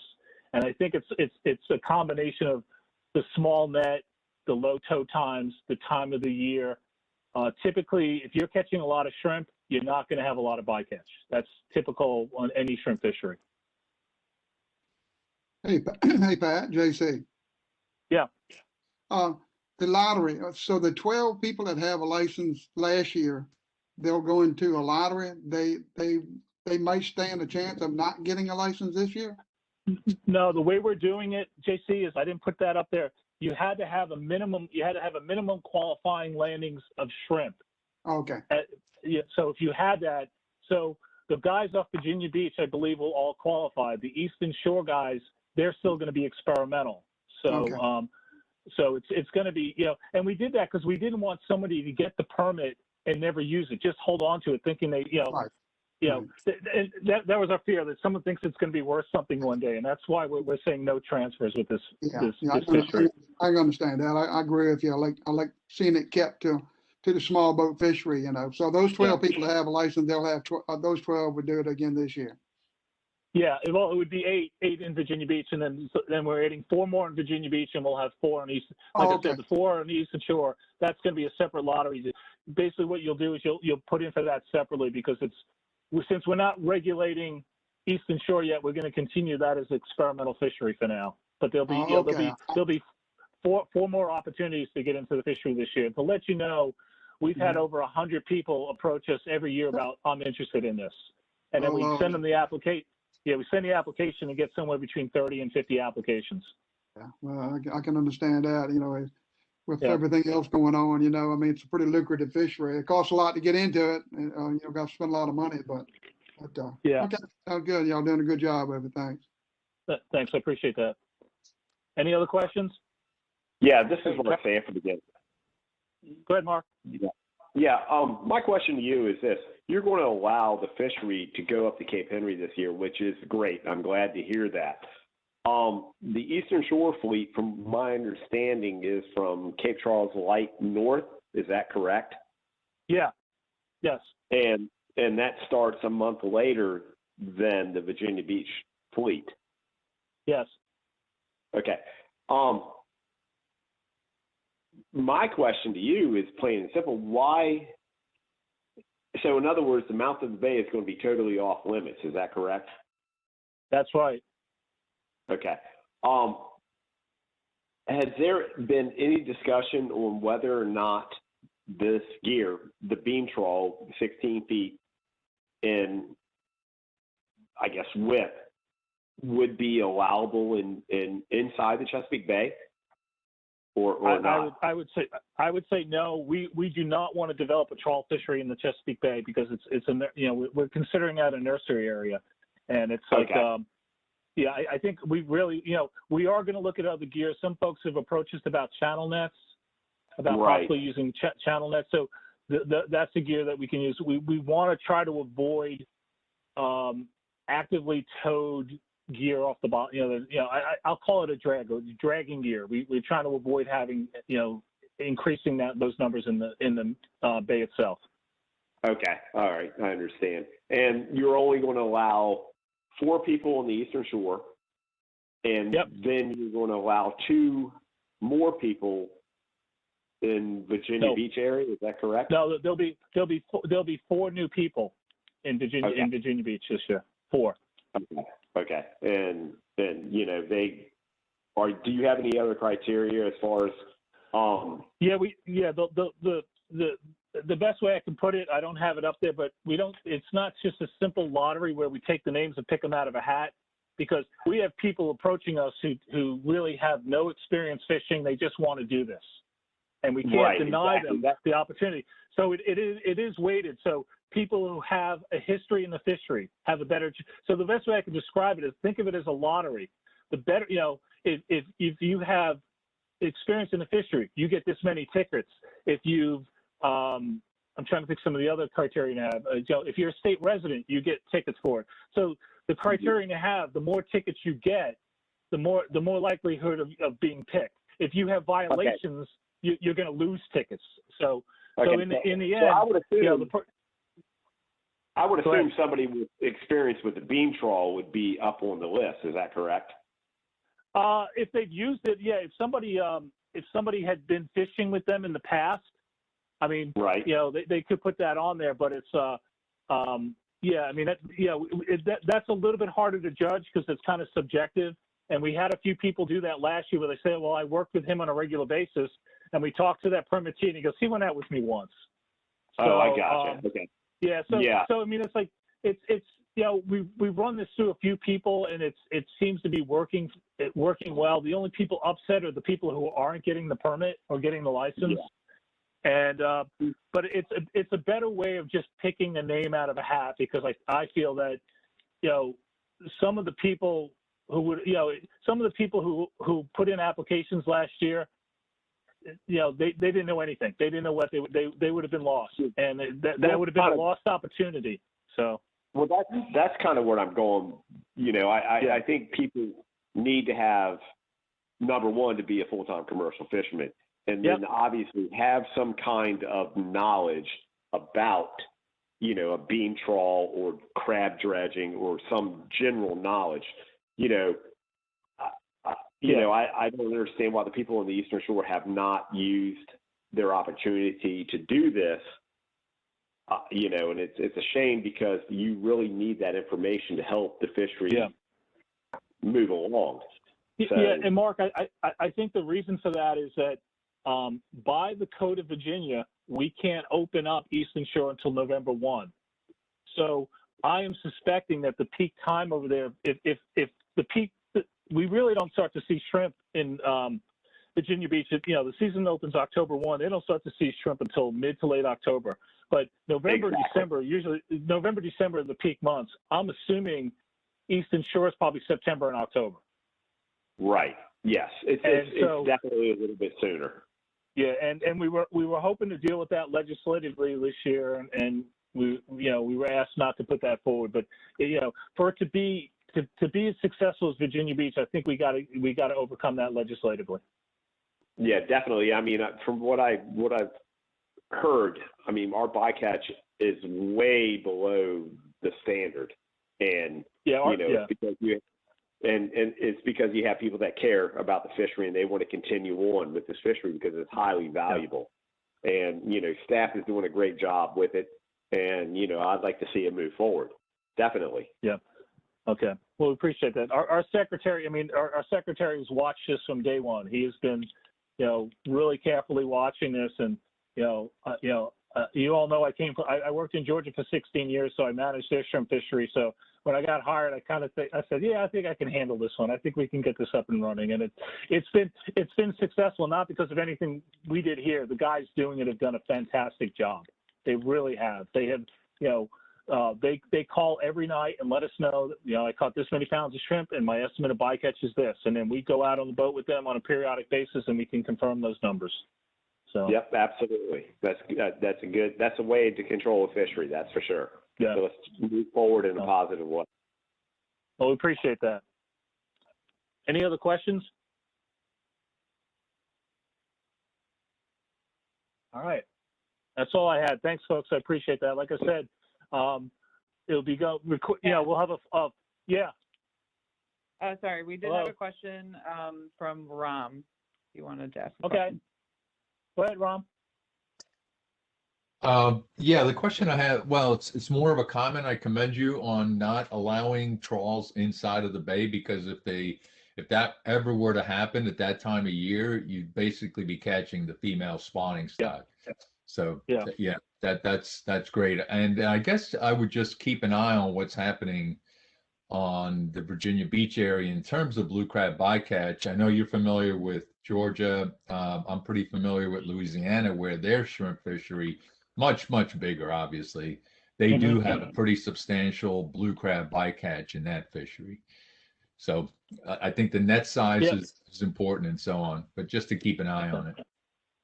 Yeah, Ron, one thing I've tossed around in the back, thinking about it, in Georgia, what they did in Georgia and South Carolina when the crabs were so bad in the early 2000s is that the shrimp boats can only keep the recreational harvest limit, and that's a way to keep them from collecting, keeping a lot of crabs. So I don't know. I think it was I don't know if it was individually they were allowed 1 bushel, if it was per person on the boat, or it was per vessel, but it was a really small number, so it wasn't worth it for them to harvest the crabs.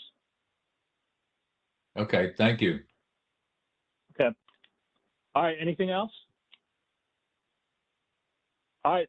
Thanks, folks. I appreciate it, and stay tuned on this. We'll let everybody know how it goes. Great. Thank you, Pat. Summers, can you pass the ball back? Yeah, you got it. 1 second.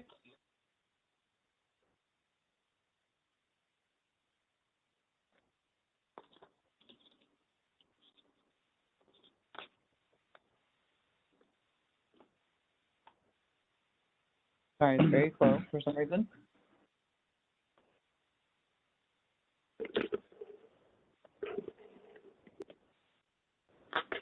All right, is my screen up? Yep, we can see it. Okay. So now we're moving into some old business. This is items you've heard before that we're just revisiting. This item is about Terrapin excluder devices. I went over a lot of the background at our October meeting. In 2016, the General Assembly voted to incentivize the use of TEDs for the recreational 5-pot crab license. So you could purchase a 5-pot with Terrapin excluder license or a 5-pot without Terrapin excluder license. Interestingly, 60% of licenses sold in 2019 were without the Terrapin excluders. And the commission will be voting in June on whether to require TEDs in all recreational crab pots in Virginia waters. That'll be this next coming commission meeting. Here are some of the regulations by state. New York through North Carolina, with the exception of Virginia, all require TEDs in some way, shape, or form. New York requires them at all pots, recreational or commercial, in certain named bodies of water. New Jersey requires them in all pots, recreational, commercial, in narrow bodies of water. Delaware and Maryland require them in all recreational pots. And starting this year, North Carolina has identified certain terrapin management areas, and all commercial and recreational pots within those areas have to have TEDs. So that's part of the reason why staff is going to move forward with recommending requiring them in all pots. You We're can't working do that. on we're working on language right now to define the Terrapin excluders. It's going to be a rigid device. In our current definition, it's going to be a rigid device made of plastic or wire with a maximum internal height of 1 3/4 inches. That's the same height that Delaware and Maryland have. They define a 1 3/4 by 4 3/4 opening, but we're leaving the width flexible and the shape flexible, so because it is really the height of the TED that excludes the terrapins. I believe that you cannot you go back to the state code section. State code, the legislature said for an extra $10, you don't have to put terrapin excluders on for up to 10 pots, but commission only allows 5. You cannot say you have to have them if you want to pay the extra $10. That's in state code. The agency does not have the authority to overturn state code or to put a law in that is different than an existing state code. Tom, we talked to council about this, and council said just because it's in code, we don't have to offer it for sale. The code offers that we may offer a license of up to 10 pots without a turtle excluder. It does not say we must offer.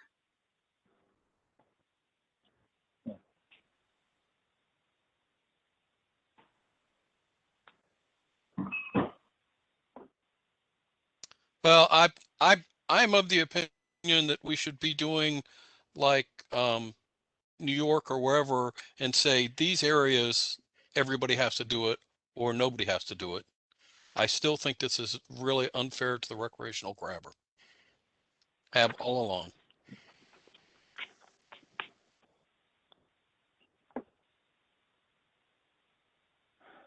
Any other comments or questions? Yeah, Alexa, I was about to type in question, but I do have a question about this and a comment.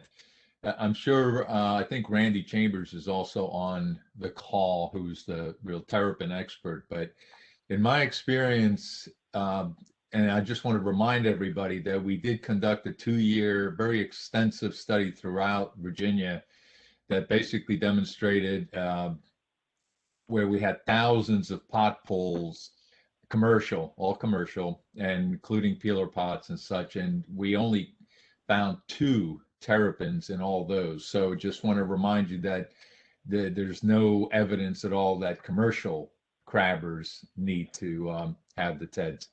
The issue is in certain areas that are the higher salinity areas, say mid to lower parts of the rivers and shallow areas. That's where the problem is. And my sense is that if a recreational crabber is fishing in deeper waters, that would not be an issue. It's only in the shallow areas. And I would also hope that there's consideration to require TEDs for any individuals who have the 2 crab pots without a license. I really think those are the ones that are often set out for long periods of time, and they're in the very shallow areas, and they are the ones that I think largely kill the terrapins, along with some of the crabbers who are in very shallow areas, say near the Goodwin Islands or something like that. So it's just a comment. Maybe Randy could comment on that as well. Rom, just That to let is you part know, of this this. is, yeah. Go ahead, Alexa, go. That is part of this, Rom. So this will be going in our regulation 700, which is the same as colorings. So similar to any pot has to have colorings, it'll be any recreational pot will have to have TEDs. Okay, thank you. Especially because a lot of the 5-pot licensees will fish 2 pots before and after the 5-pot season. So it just adds to a little bit of the continuity. How are you going to do a rollout on this for the, call it 100,000 people or 50,000 or whatever it is, who don't pay attention to commission meetings but have a crab pot? If approved, it won't go into effect until January 1, 2022. So we have plenty of time to do outreach, going to the press. VIMS has some pamphlets. I'm hoping we can work with them on distributing postcards to bait and tackle shops. So we are planning a full court press on the press. Let me So ask hopefully this. get some social media presence between our page and hopefully the Department of Wildlife Resources, who also cover a lot of the fishing public. And just to And- add to and- this, Diane, my student Diane was the one who did that postcard thing, and I don't really think it had that much of an impact because it was purely voluntary. And I'm just wondering if you can go to places like where they sell recreational crab pots, like Ace Hardware or whatever, and why not have them install the crab pots and just raise the price a little bit for each crab pot? Yeah, just to let everybody know, the secretary was able to get us some money from the Chesapeake Bay Restoration Fund for this project. So a fair amount of money in there to buy these devices, so we can give them out for free, and money to support the outreach as well and the publicity on this. So I mean, it's theoretically, I think we have enough money. We could every 5-pot license holder we can give them all the TEDs they need and then some. So, but our goal right now is that if somebody comes to us and says, hey, can I have some of these? We're going to have them on hand and we're going to give them out with the promotional information and the educational information. And our law enforcement officers will have them, and they've been informed for this year. Like, if you see someone fishing recreationally and they don't have them in their devices, just let them know. It's going to be effective January 1. Give them some of the TEDs and give them the information so they're aware of it. I don't know if our law enforcement officers will have TEDs in the field. I guess you've been talking with them about that, Pat, but I know we are talking about having them available at the offices, which are, excuse me, which will be accessible to the public. Yeah, but you are right. We can identify, because of the license holders. We know. I think it's between 800 and 1,000 people get this license annually, the 5-pot license. We have no idea about the 2-pot folks, but all we can do is news stories, newspaper articles, bring it to their awareness and make them aware of it. And like Ram said, did the same thing, letting the hardware stores know about this so that maybe they start purchasing these things already installed, or we give them some. And they're not that expensive. I mean, the first person who called me was concerned because he saw them on eBay, 4 of them for $10. I think we're getting them for, 61 cents a piece or less than that. So, directly from the company that manufactures them. So, it's gonna be a large outreach and education. I mean, we've talked to Chris Moore. I know Chris is on the line, and he said that the Chesapeake Bay Foundation would be willing to help us on this as well, and we'll reach out to them and other NGOs as well, so we can try to get as much information out on this as possible. As Ron mentioned, we do have Randy Chambers from VIMS on the line. Summers, do you want to mute him in case he has anything to add to this? Yes, and he signed up for public comment. So Randy, you should be able to speak. Oh, you just muted yourself. Hold on. Now try. Am I on? There you go. Yeah, we hear you. Good. Yeah, Randy Chambers. I'm from William & Mary, and to iterate a couple of points that Ron made.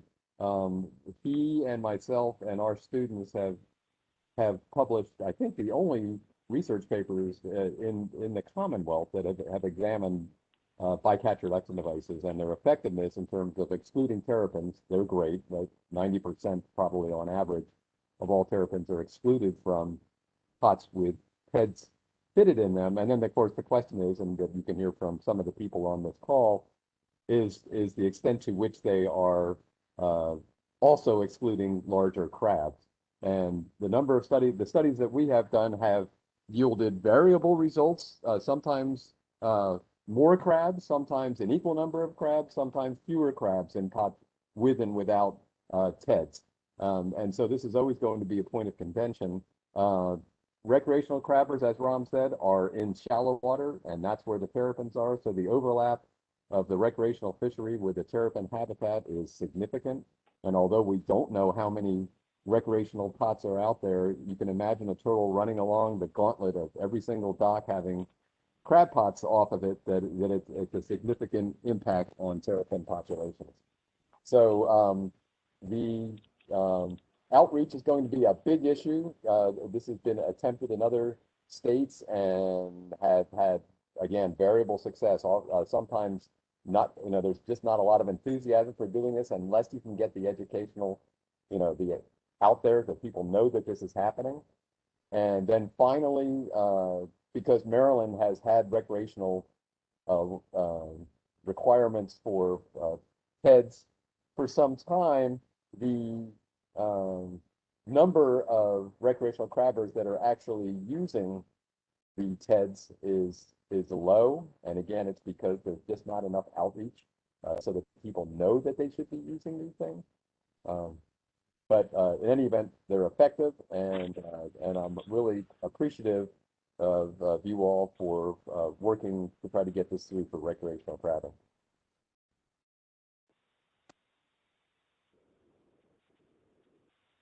Thanks, Randy. Thanks, Randy.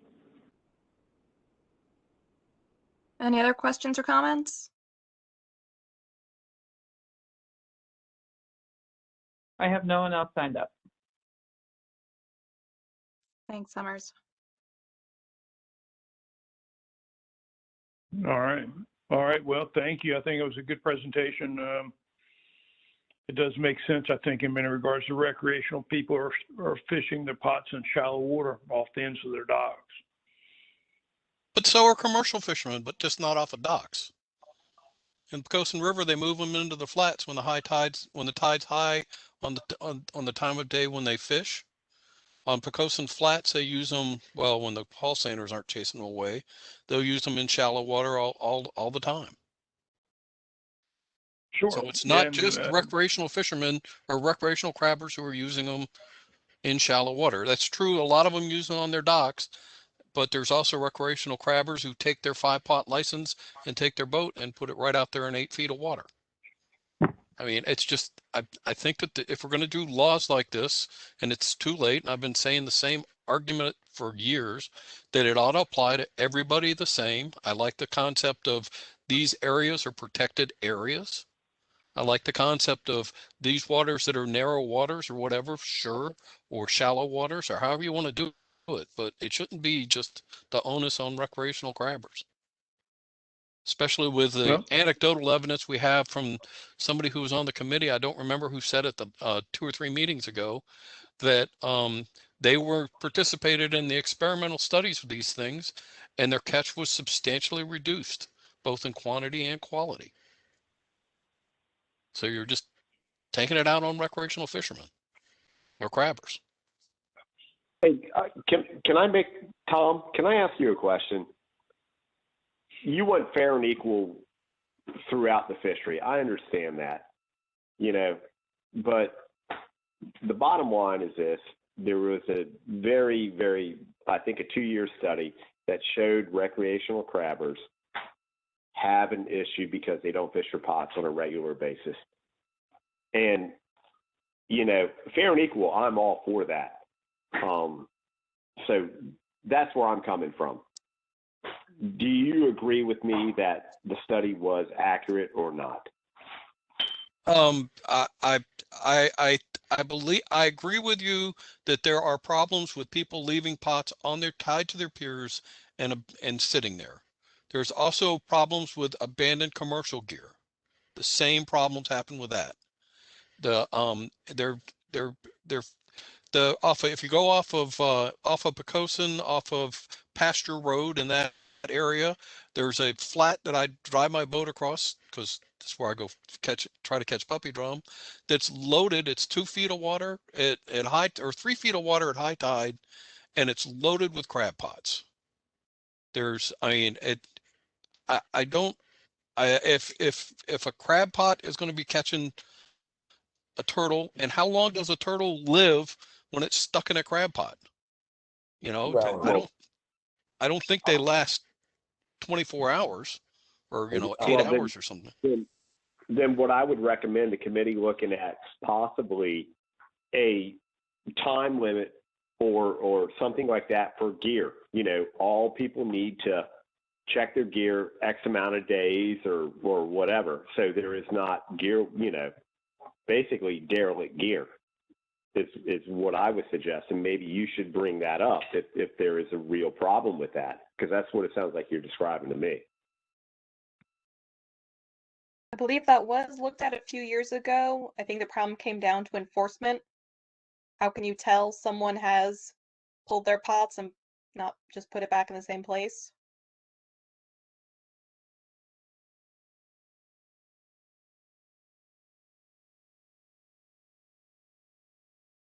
All right. Well, I think we've got a decent idea of what's happening and what are the issues here. Do we need to make a motion, given that this will be on the agenda of the next June commission meeting, or do we just leave it like it is as an information item for us as a committee? That's at the committee's pleasure. Yeah, Mr. Chairman, I mean, I think I'd rather have it as an endorsement or a recommendation from the committee. I think that would be great, so we can share that with the commissioners. All right, thank you for that. And anyone want to make a motion on this out there?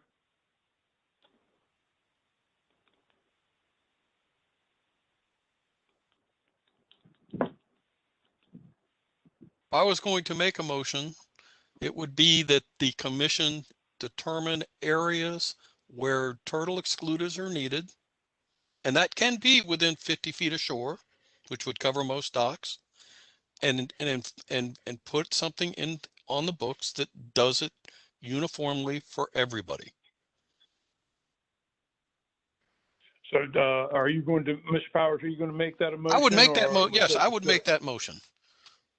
And okay. and doing something like that, then you would say, yes, you with a pier, you've got to have it. You commercial crabber who moves your pots in close to shore, the ones you move in close to shore have to have it. You know, and I really think that we should have some areas that are really carefully managed for this. I can think of like around Plumtree Island is a good area for it, because it's that place is loaded with terrapins. I see them all the time in my kayak. Can I say something? Yes, sir. Go right ahead. I don't see how the TEDs are going to work commercially. You can't even stick your hand in the funnel to push something back through the upstairs. Like, say a busted soot gets in a peeler pot, they don't always shake back out. You know what I mean? You can't even reach through there to push something through, or you wouldn't even catch a conch anymore if they were in there. But that would slow you down so much. I just don't see how it would ever work commercially. Well, thank you for that. Yes, sir. I think that's a good point to be made. Is there a second to the motion, or is there any other discussion on the motion? Ed, this is JC. Yes, sir. Mr. Chairman, yeah, another thing, a note on the commercial side, you know, these excluders go in the funnel, and you have 3 different size funnels, mostly for the pots that are made in the upper bay and the lower bay. You've got a 9 mesh funnel, you got a 10 mesh funnel, and an 11 mesh funnel. And to require TEDs in a commercial pot, it would have to be adjustable, or it would have to be one that would fit those particular different sizes of funnels. One funnel does not fit all, and I don't think these TEDs do either. So that's the main reason I'm against it, really, from the get-go. Don't think it would work, and that's my main objective to it. All right. Thank you for that, sir. Okay. Any other discussion? Mr. Chair, may I make a comment? This is Ron. Yes, sir. I always would like to hear from you for sure on this. So my concern is 50 feet and so on. That's sort of an arbitrary number. I would suggest that before you actually make any kind of recommendation like that, that you actually consult with Randy, who would know exactly where, should know exactly where the terrapins are going to be and whether it has to be 50 feet or whatever. I would hate to see something like this go up 50 feet and then it's not really the most efficient or effective, meaning that it may not protect the terrapins, or you only may need it for 20 feet. And so you don't want to hinder the crabbers either. So. Thank you. Also Yes. mentioned- Alexa, is that you? Yes. I'll also mention that having a definition like that where it has to be within a certain distance from shore would impose a larger burden on the crabbers, who now have to establish how far they are from shore. If the commission made maps, they would have to consult the map to figure out if they are within that zone, if they're just outside that zone, but one of their pots is within 50 feet or whatever, they could still get a ticket. So just would increase the burden in that manner as well. Can't we just say people who throw pots off their dock and leave them unattended do the TEDs? And if you're fishing recreationally and actually keep up with your stuff, it shouldn't be an issue, just like commercial. I just feel like all this doesn't have to be this difficult, and you're never going to get it perfect for one person or the next. Yes. Well, I think that's another good point. Well, Alexa, and let me, it's kind of that point. I think the issue here is the Code of Virginia allows for 2 crab pots, and we can't do anything with those pots because of the fact they're in. It would take a legislative change to do that. Correct, Alexa? It depends what you want to change. We can't require they have a license without going through code, but just like the call rings, we can put gear restrictions on them to say if you are using a crab pot recreationally, you must have a TED in it. Okay. So it just depends how the code is worded with what exactly you'd want to change. Okay. So thanks for clarifying that. So what we're planning to, or what you all are taking to the commission at the end of this month will be that you require all TEDs and recreational pots to all recreational pots, no matter if it's the 2 or if it's the 5 pot, to have TEDs. And then what you're also going to do is stop selling the $46 license. That's right. Okay. Yes. Thanks for clarifying that. I appreciate it. So that made me think of something.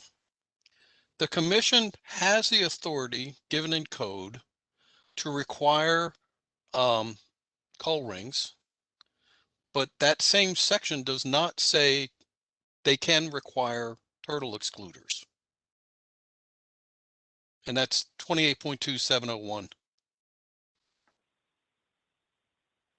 So I don't know that the commission has authority to do this. I know you're talking to legal, and legal's going to let you do it.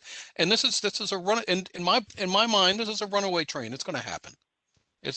I felt like it was going to happen for the last 5 years since Ron brought this up with his grad student. I mean, Tom, we talked to council about this, and we have the authority. You know, we don't have to change the Code of Virginia to remove the $46 license without TEDs, but we do have the authority to not sell it. So that's why we're changing our regulation to exclude it, which means that you must. Yeah. I understand that. What I'm saying is that under crab traps, crab pots, crab pounds regulations, the commission shall promulgate regulations governing the use, and they may do regulations establishing the mesh size of crab pots and peeler pots, The regulations may provide for interchangeable use of two types of pots, provided that each respective gear is appropriately marked and call rings in conformance with the commission requirements are installed in each pot. So there's where it says you can put call rings in, but it doesn't say and turtle excluders. All I can tell you is we talked to council about this, and we went back and forth, and they were fine with this. All right. Well, Mr. Powers, as you've heard, they've talked to council about this. I don't know what to say to you other than the commission has been recommended to do this by people who are legally adept. I'm sure you understand that. Yeah, I understand. I mean, it's like I said, it's going to happen. Period. And the recreational crabbers are going to lose the ability to catch large crabs. All right. Well, any other discussion? We have a motion, and is there a second to the motion?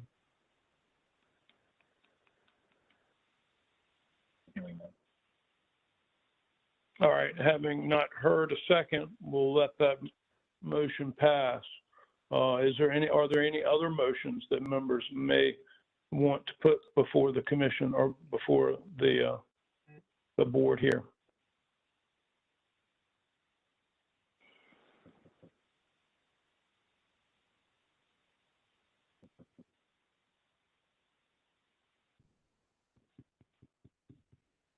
We don't have any motion on this, is what we'll say. Is that correct?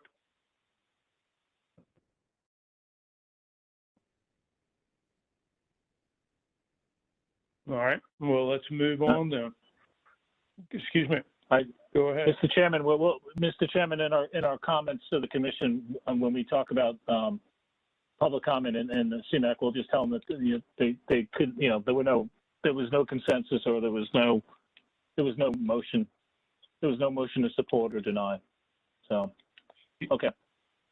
All right. Thank you. Thank you, Pat. The next agenda item is online reporting. That's going to be Deputy Chief Adam. Thank you, Alexa. This is an item that most of you have seen before. It's something we've brought in front of this committee multiple times. This is just a reminder that the agency is looking for a transition for mandatory reporting from a paper system to an online only system. It's something that we did last year for oysters, and we've had some pretty good success at it. There is a learning curve on some of these things. It does provide a lot more accurate, a lot more timely, and a lot more efficient information to managers. You can see some of the information on your screen. The big thing is it takes about 97 days for paper to be processed from beginning to end, where it's only about 21 days from the time someone reports. And that's only because they're doing it monthly. Obviously, if they report daily, that information becomes available a lot quicker. This is something that we're bringing to the commission this June. We're doing it now 6 months in advance of when we want it to be effective. We want it to be effective in 2022. This essentially gives a 6-month window for the agency to be able to do outreach and education. Most of that outreach and education will be through letters and emails and Facebook as well. Every single individual who has a crab pot license will be notified, as well as every individual who has a license renewal will also be notified of this transition.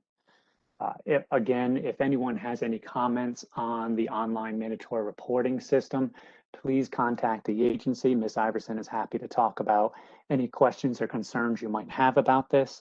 We just wanted to bring it back up so that you can reach out to the industry and let them know that it's coming, because it will be brought up at the June commission meeting for effectiveness of January 2022. I'm happy to take any questions the committee might have. Adam, this is JC. Yes, JC. Hi. Listen, I think one of the problems as far as the crab potting user group, why we're seeing such a low percentage of the people using it, it does have some problems with it, and I've had a lot of watermen, I say a lot of watermen, some watermen tell me some of the problems. I think if we can make some changes to it, I think it would improve that percentage from 92%. You know, only 232 individuals are using it. It does have some problems on the crabbing side.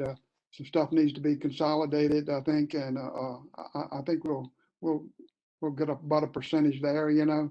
And but you know, I don't know. Maybe I guess you know we've been beating this thing to death and still aren't getting a lot of use out of it. I personally like it. I've been using it since day one.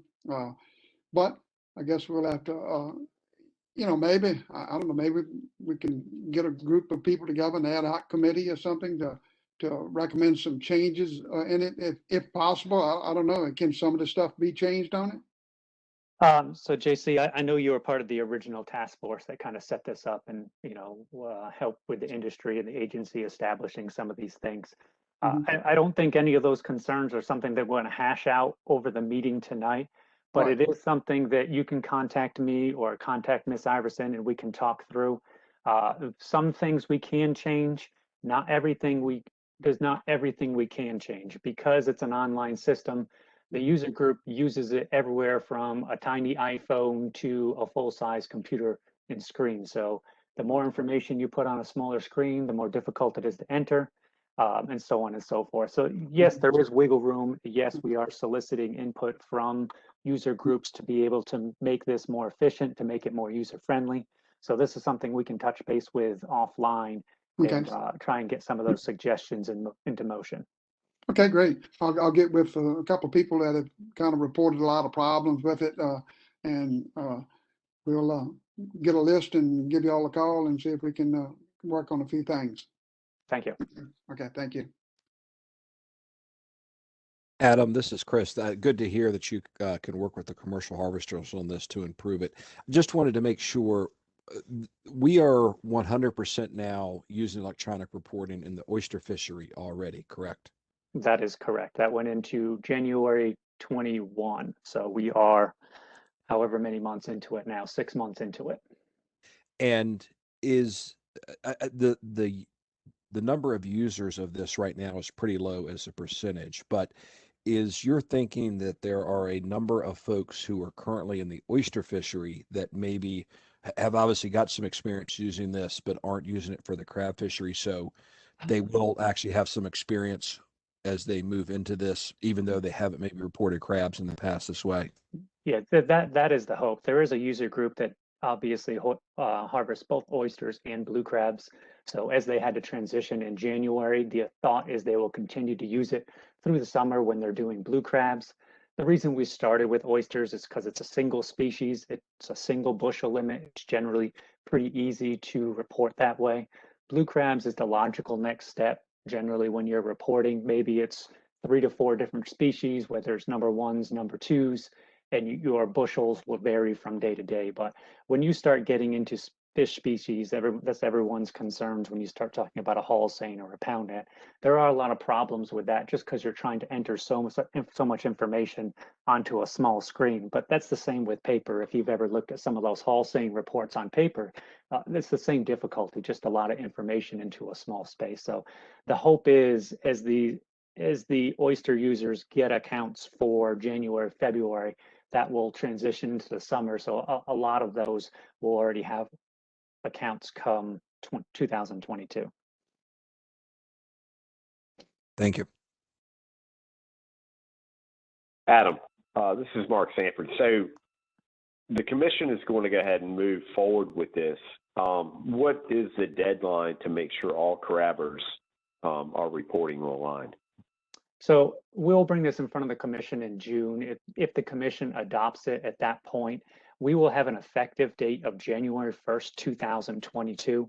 That'll give us essentially a 6-month window right now for outreach, education, to help with the learning curve and to get people so that when the season opens in March of 2022, that March report will only be accepted online.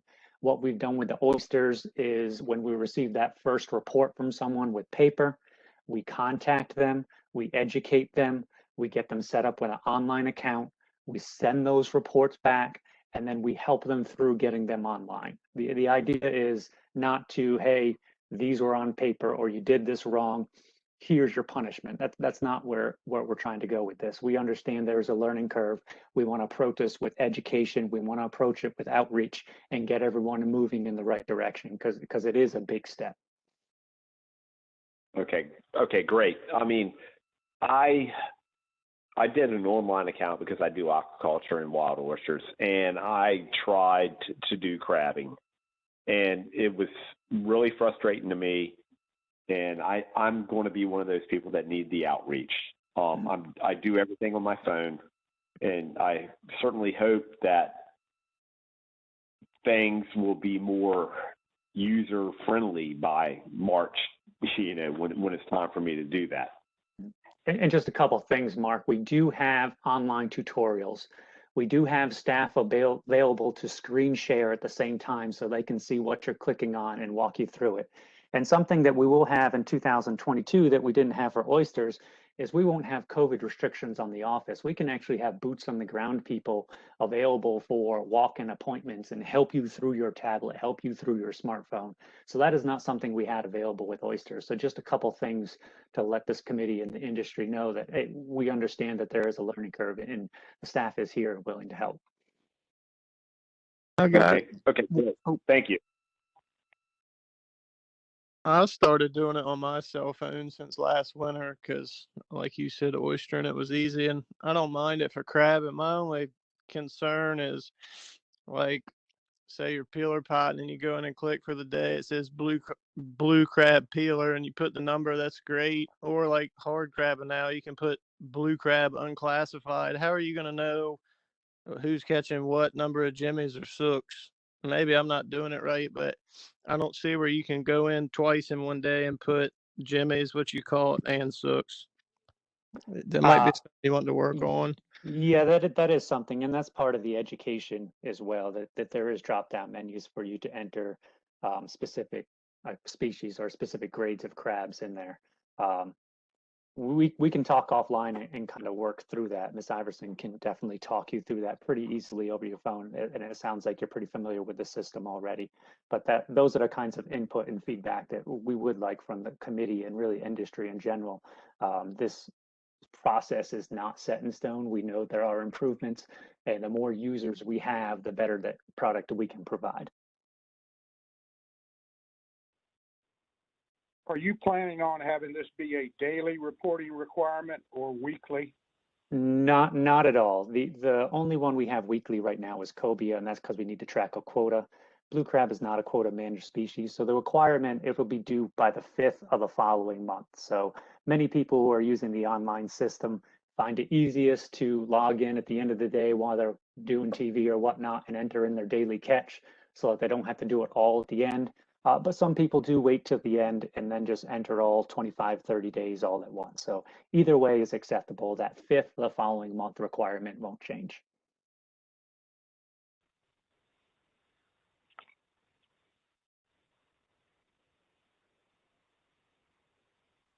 We do have one person from the public that would like to speak. I don't know if you want to entertain that yet or continue committee questions.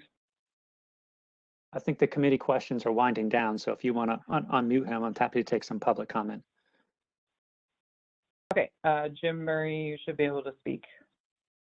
Okay, yeah, I use the online reporting system for crabs. I've been using it for about 2 years now, however long it's been up.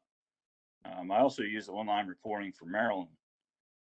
The Virginia one is a lot more difficult for a user to use or whoever's entering the data. It would be easier if you used a daily requirement because your users are going to learn and get more acclimated using each day. So each day you use it, each time you use it, you learn the process. I believe Ty Burns mentioned about using the unclassified and number ones and all that. And the only way I found to use it is to go in and put in a separate report for each species. Is that correct? That is correct right now. We've been looking at where you can enter multiple species on one day with more drop downs.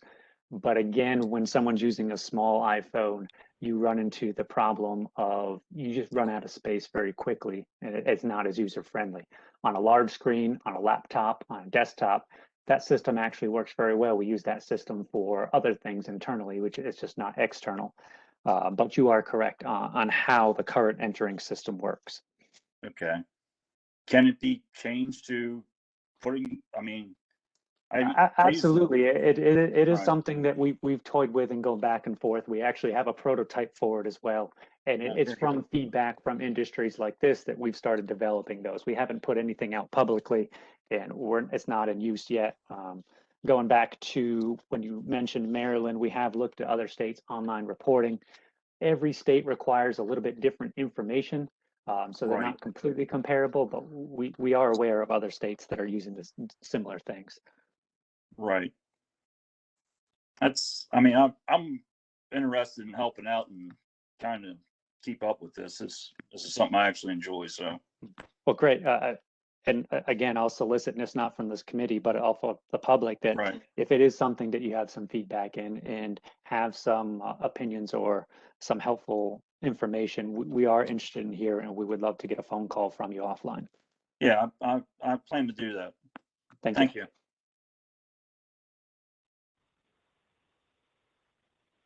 Well, any other questions out there?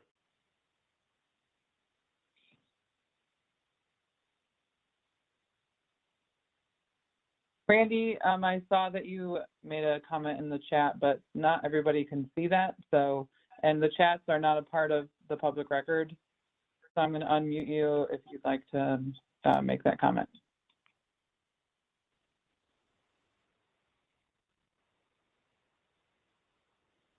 Randy, you can speak if you want. Hello? Yeah, we can hear you. You're just a little quiet. I'm sorry, I didn't even hear what the question was. I had to run in the other room. Oh, I was just saying, so the chat is not a part of the public record. Okay. And I saw that you made a chat to the panelists, so I was just unmuting you if you'd like to make it to everybody. Oh, yeah, no, I can just read it then. What it says is, I didn't feel like recreational, this is back to the TEDS issue, that recreational crabbers, I really don't think they have their livelihood at stake, and that the New Jersey restriction to require TEDS is within 75 feet of the shore, so that if a creek is 150 feet across, that creek would be would require, the entire creek would require a TED.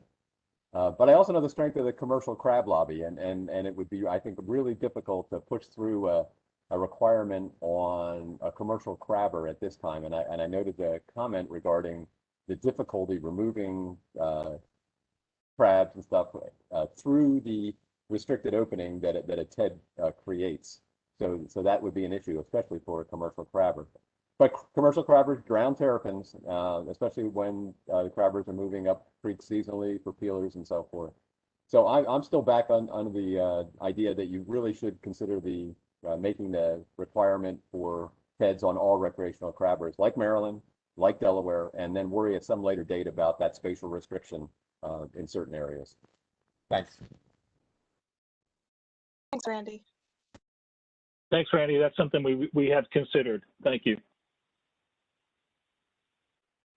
Anything else with online reporting?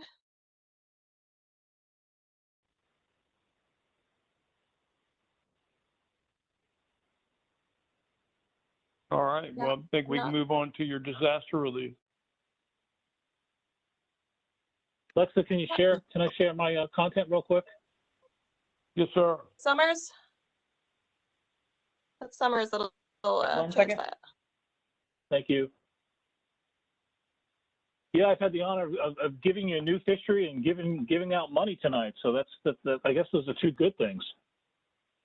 Yeah. Okay. There we go. You all see that?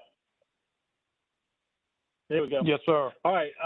Yeah, I probably mentioned this, but I want to bring up update on what's been happening with the COVID fisheries disaster relief. We got money last year in 2020, little under $4.5 million. We were very disappointed in that amount, but it's the way that NIMS allocated it. We couldn't do anything about that.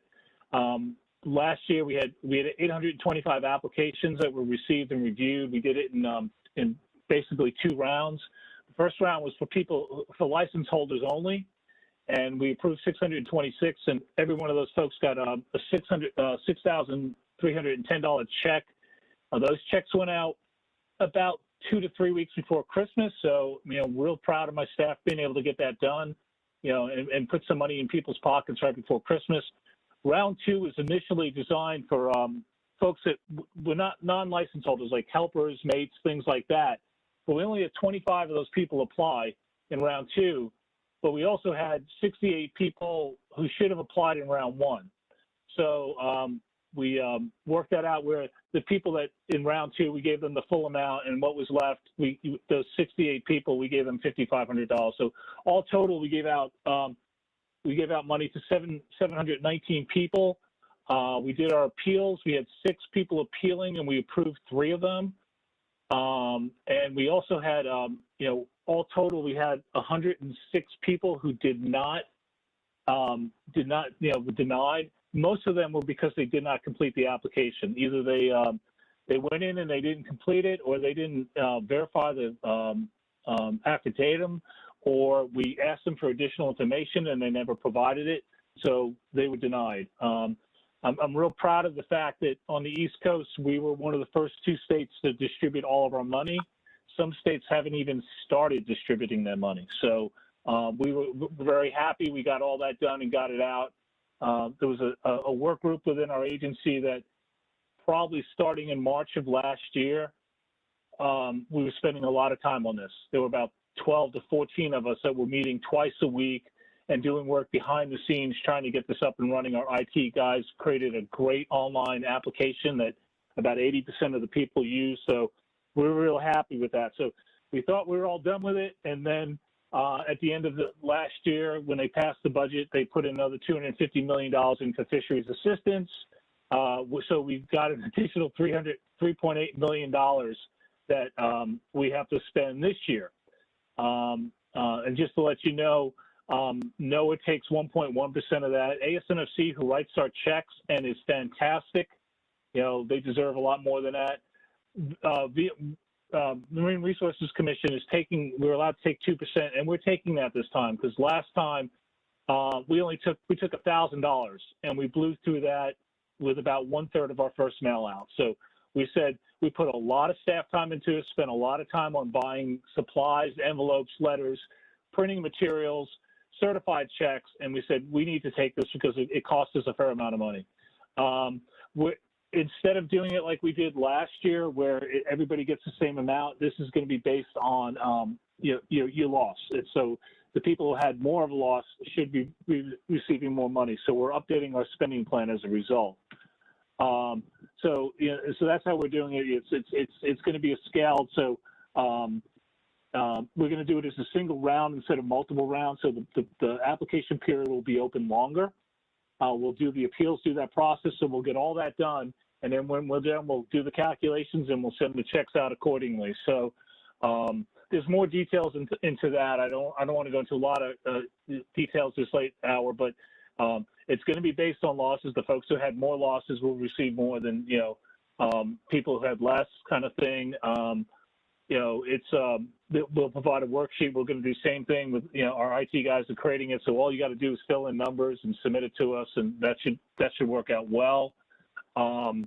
And so to give you an idea of our timeline on that, the draft should be posted on our website probably within the next couple of weeks, our draft plan, and so for public comment, and then we'll submit that plan to NOAA for approval. That could take 1 day, it could take 2 days. I think we had a lot of back and forth with them on our last plan. So then we'll open the application period, review applications, do the appeals, and then we verify and submit the information. So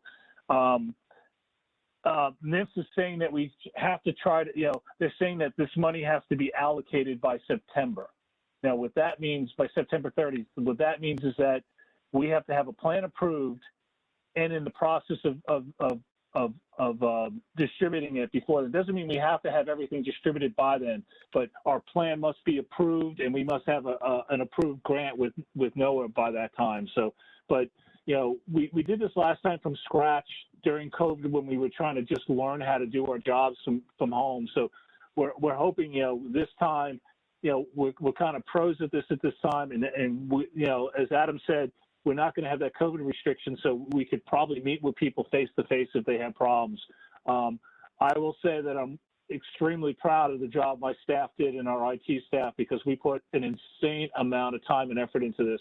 The number of trying to help people through the application process, trying to make sure that people, were going to get approved. We didn't want to not approve people, but we had to be consistent. And, some of the folks who didn't, some of those appellants they were frustrated, but we just couldn't accept a letter from your mom saying you were a fisherman last year. We had to have some proof, type of thing. So, so we're moving forward with that. And one thing we're doing in this time was we kind of ran it last time as a committee, and everybody made decisions, but we decided one of our staff, Alicia Nelson, is our federal aid coordinator. She's going to be taking the lead, so she's going to be managing this. And she's kind of running the show still with the group of us involved with this. So this know it's coming. And if you didn't apply last time, please do. If you had losses, I know the charter captains, a lot of them didn't apply last time, and we want anybody who feels they're qualified to apply. And so that's about all I have. If there's any questions at this time.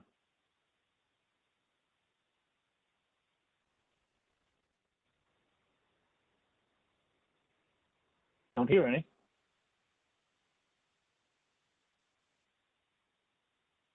No questions? Okay, I'm done. Thank you for all your hard work, though, on this. I'm sure a lot of people have been happy to receive the payments they have. Yeah, I mean, take it. It was. The staff worked really hard on this, and at times it got frustrating. And I reminded them, I said, you put a $6,300 check in over 700 homes right before Christmas. If you don't think you made a difference in someone's life, you did.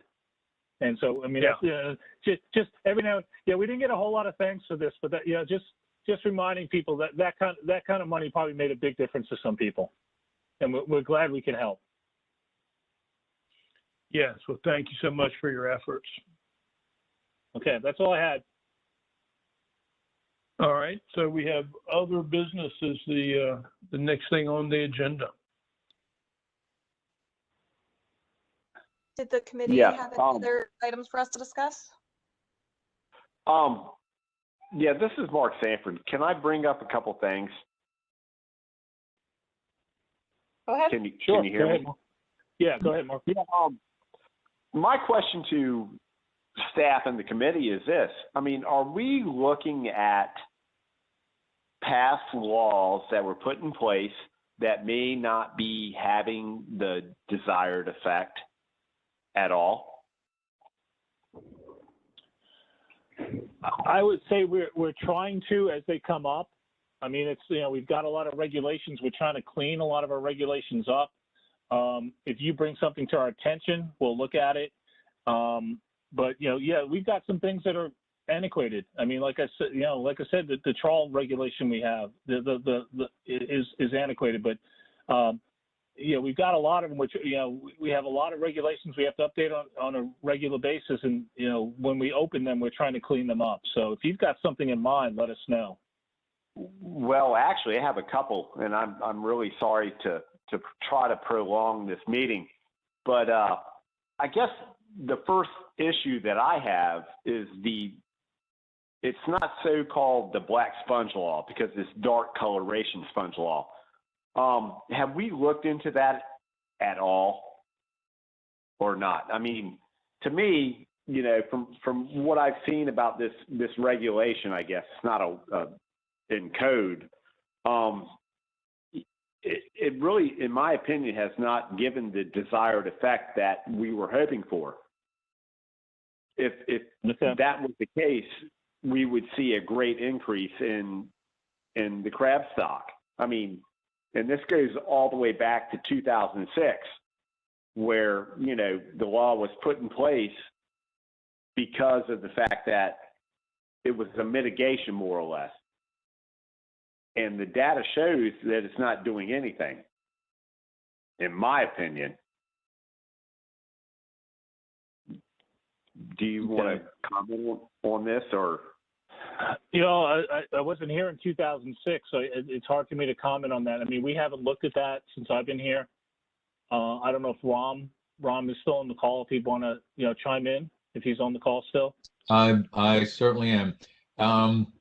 So let me just make a quick comment that we cannot actually determine the sort of percent effect on improvement of the stock by any particular regulation, because these regulations have all been put in different years, and the only regulation I would say, first of all, I don't agree that it had no effect. I believe any regulation like that will certainly have some sort of positive effect. But if you look overall, let me just finish. If you look overall, the only actions that we can very clearly state had a very strong positive effect was the combination of the regulations that were put in place in 2008. 2009. Yeah. 2008, 2009. That is really clear. For just about any other regulation. Well, I can say one other thing from some modeling that we've done recently. I can tell you that the spawning stock sanctuary that was implemented in the early 2000s, we now believe through our modeling that didn't cause an improvement in the stock, as you saw. You know, we still saw the stock remain low, but we believe now that prevented an actual collapse of the fishery. So there's a big difference, right? We always said that the sanctuary was not a single solution to actually cause a recovery of the spawning stock. We said that was a foundation for it. And right. So you're talking two different things here. You're talking the spawning sanctuary versus the black sponge wall. Is that correct? No, I actually discussed a couple different things. One was a combination of management actions in 2008, 2009, and then the other is the spawning sanctuary. But what I'm saying about single laws or regulations that were implemented in a particular year, it's extremely difficult to basically convincingly say yay or nay as far as what they have done to improve or not the stock status. And the only thing I can go with that, Mark, is that I believe that based on the biology of the blue crab, that regulation very much likely had a positive effect. But I can't provide you any sort of direct evidence for it. I can only tell you based on ecological and biological grounds that I think it had a positive effect.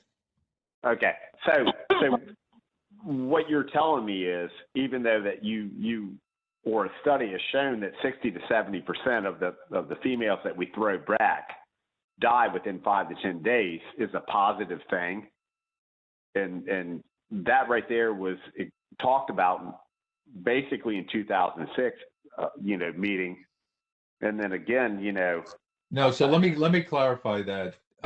So what you're correct in that our study showed that putting females back through about mid-July or so would not cause mortality, that those would survive. And then what we see is that during the 1 month or so, 1 to 1.5 months, whatever it is, when it's really hot, then yes, a lot of those females during that time period in mid to late July and early August and so on, that most of those are not likely to survive. Correct. After that, they would again survive because of water temperature. So yes, I think during that one very specific time frame that is really defined by temperature, water temperature, not by a calendar date. Okay, and then the only reason I'm even talking about this is because basically there was a brief discussion about water temperatures, how we're seeing basically a shrimp fishery here now, and I vaguely remember the magical number is 70 degrees. my personal opinion of this law, this was pretty much implemented in 2007. At that time, we had no bushel limits whatsoever. And basically, what it comes down to is this. We're throwing back hundreds of bushels of crabs on a daily basis, if not thousands. We're on bushel limits now. You have individuals that will stay out there that will throw out, you know, an ungodly amount of crabs. You know, we need to look at the fact that we're on bushel limits now. Maybe this is a regulation that was put in place with good intentions, but the reality of it is this. It's a waste of the resource. We're destroying more usable resource, meaning the crab, and it's outdated. We really honestly need to look at that at this point. I can tell you what I've thrown back in the last week with no legs, you know, that I know are going to die. And it's not, you know, 2 or 3 bushels. It's in the 20 and 30 bushel, you know, thing when I'm allowed 29. This is an outdated regulation that we really honestly need to look at. I mean, Mark, we can take a look at it. I mean, we can examine it. You know, but I'm with Rom. I really think the black sponge law, you know, had an impact, and you know, it doesn't, you know, it's not hard to look at. You know, all you have to do is look at some of those graphs that we Alexa showed. You know, there was an immediate impact of those of those actions that we put in place in 2018. I mean, 2008. Right, but do you even know the number of crabs that are being thrown back that die? No, you don't know that. No, we don't. We don't know that. You don't know that. If you let the individual go catch her, you know, the 29 bushels, they're going to go in. You know, rather than catch 70 bushels, throw back, you know, everything but their 29. I mean, that's the reality of it. I mean, that is the reality. I can tell you. So Mark, you make a really good point there in that one of the things that we did not examine, and I suppose could potentially examine it, is the fact that when you're throwing back all these crabs and you're doing it repeatedly to catch a certain number of legal crabs, how much are you really killing? I mean, I think that's a valid point. How much are you really killing during that 1 month or so just to keep a certain number of crabs? It's not unlike high grading, right? In a sense. So I do agree with you. I think that's something that deserves further discussion. Yeah, and I mean, your study was based on the fact that you had a crabber in Hampton who was catching 6 to 12 crabs per pot. And the reality of it is, if you come to the Eastern Shore, if you catch 6 to 12 crabs per pot, you're going to move because you cannot make it. You're going to catch, you know, 3 to 4 dozen. You have wave action, you have tide, and, you know, you have cannibalism. And I want to protect the species, okay? Plain and simple. This is my livelihood, but I see what we're doing to this, and I can see a better fishery if we actually realize, you know, something different than what we're doing. We're failing is what we're doing. I mean, we are actually failing in trying to help this fishery. You know, we need to do something different. So remember that there are actually sort of 2 alternatives for this, right? One is, okay, well, let's let you keep those crabs during a month or so. But the alternative is to expand the sanctuary during that month and close it off to all. So you gotta be careful about, you know, which path you're going to move down, because I could easily support the idea of expanding the sanctuary throughout the lower bay when during that month when it's so hot, and if they go into a trap, they're going to die, or many of them are going to die. The flip side is that if you instead say, okay, well, let us keep those crabs for that month, then you would have to have some sort of compensatory Yeah. regulation to offset catching those crabs, probably. But it's not, you're raising, like I said, a really good issue that I think is really complicated, but it definitely warrants further consideration by this group. Yeah, Rom, you honestly, you can't expand the sanctuary anymore than you already have. People are keeping these crabs. They're throwing them back. They're dying. And anytime you want to go with me to see what goes on, you're more than welcome. I mean, I'm not exaggerating. I just see a loss of crabs that I could go in a whole lot earlier. And I'm not talking about Lynn Haven. I'm talking about the Eastern Shore. I've been crabbing over here on the Lower Eastern Shore now for a week and a half. I quit because I couldn't do it. I can't continue to work. I refuse to throw back crabs that I know are going to die. I quit. But you have individuals that will. Mark, I totally believe you. I honestly, I believe what you're saying, and that's why I'm saying that I think it warrants discussion and consideration of alternatives to that, because I agree with you. A lot of those crabs, a large proportion of those, are going to die because it's so hot and because they've been in the crab pot. Just to remind everybody, when we did our study, we found that the mortality was happening in the crab pot, not on deck. A lot of fisheries, the mortality happens on deck when they're just sitting on the deck, but we found that really didn't affect it very much. The mortality cause was happening in the crab pot. And so I agree. It definitely warrants further, I guess, evaluation. Ron, let me ask one more time while we're right here. But you said this is only occurring in warm water during a month or so. I'm hearing that he's saying that Mr. Sanford's saying it's happening now. Is there some difference here? Yeah, it's called warming of the temperatures. Yeah, I'm seeing that's why I said that, Mr. Chair. That's why I said that it's not a calendar day issue or month. It's a water temperature issue and location, because we also know the other complicating factor is that certain parts of the bay warm up much faster than other parts. And so where you might have this issue happening already, not sure, on the Eastern Shore, for instance, Bayside, and maybe down in parts of Lynn Haven or so, it's not happening elsewhere. So that's what really complicates things about this. Thank you.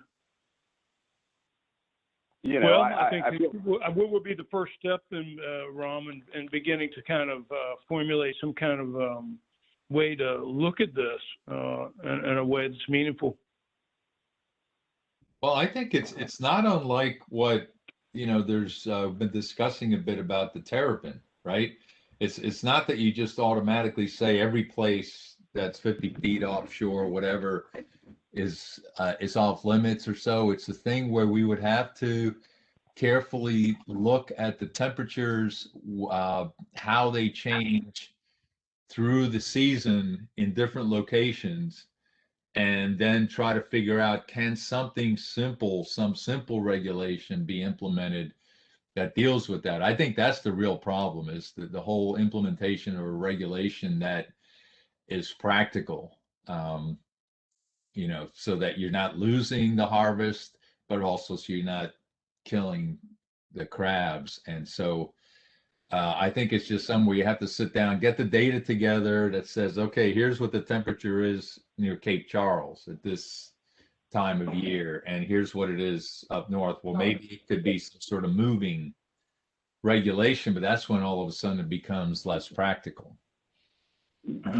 So, Rob, my thing with this is plain and simple.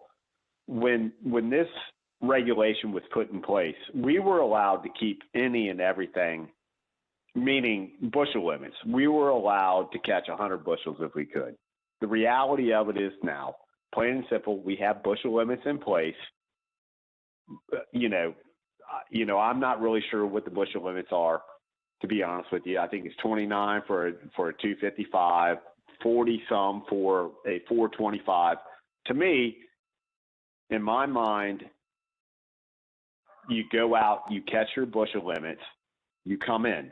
You don't throw back what we call hockey pucks, okay, which basically is a crab in the pot that has no legs, no claws, no nothing. Okay, we know those crabs are going to die. That right there in itself, you're not destroying more crabs, okay? Things have changed, from 2006 till now. It's 2021. We need to look at this plain and simple. This is the biggest waste of a resource that I've ever seen in my life. And honestly, I feel like the state of Virginia is failing trying to protect the spawning age females by this. And I'm sorry to say it, but that's how I feel. Mr. Chair, I think what would behoove us is maybe to have a sort of a subcommittee of individuals who are very much interested in this. And I would be happy to meet, and some of my fellow VIMS staff and so on would be happy to meet with sort of a subgroup of crabbers where we could evaluate some potential solutions to this problem that would be I guess, presentable to both the commission, but then also would be viewed highly by the crabbers. So I'm good on to do something like that. Well, that sounds great. The waste is horrible in this kind of fishery that's so valuable. Yeah, Mr. Chairman. Usually, what we do is we form a work group with something like that, and we just task with a task that what they're going to be working on. So if Rom is willing to do it, and if any of the members are willing to sit on that work group along with some of Rom's staff and probably one or two of my staff, that would be great. Yeah. Obviously, I thought that VMRC staff, but obviously would include VMRC staff. Sure. Well, I think work group sounds like a perfect thing to do. And so to begin that, would we as a committee need to put forward a motion to formulate a work group, or can we do that as just as we stand here now? I think you can do it as long as as long as there's no opposition to it. I think it's okay. You can just say it's a recommendation by consensus. I think it's okay.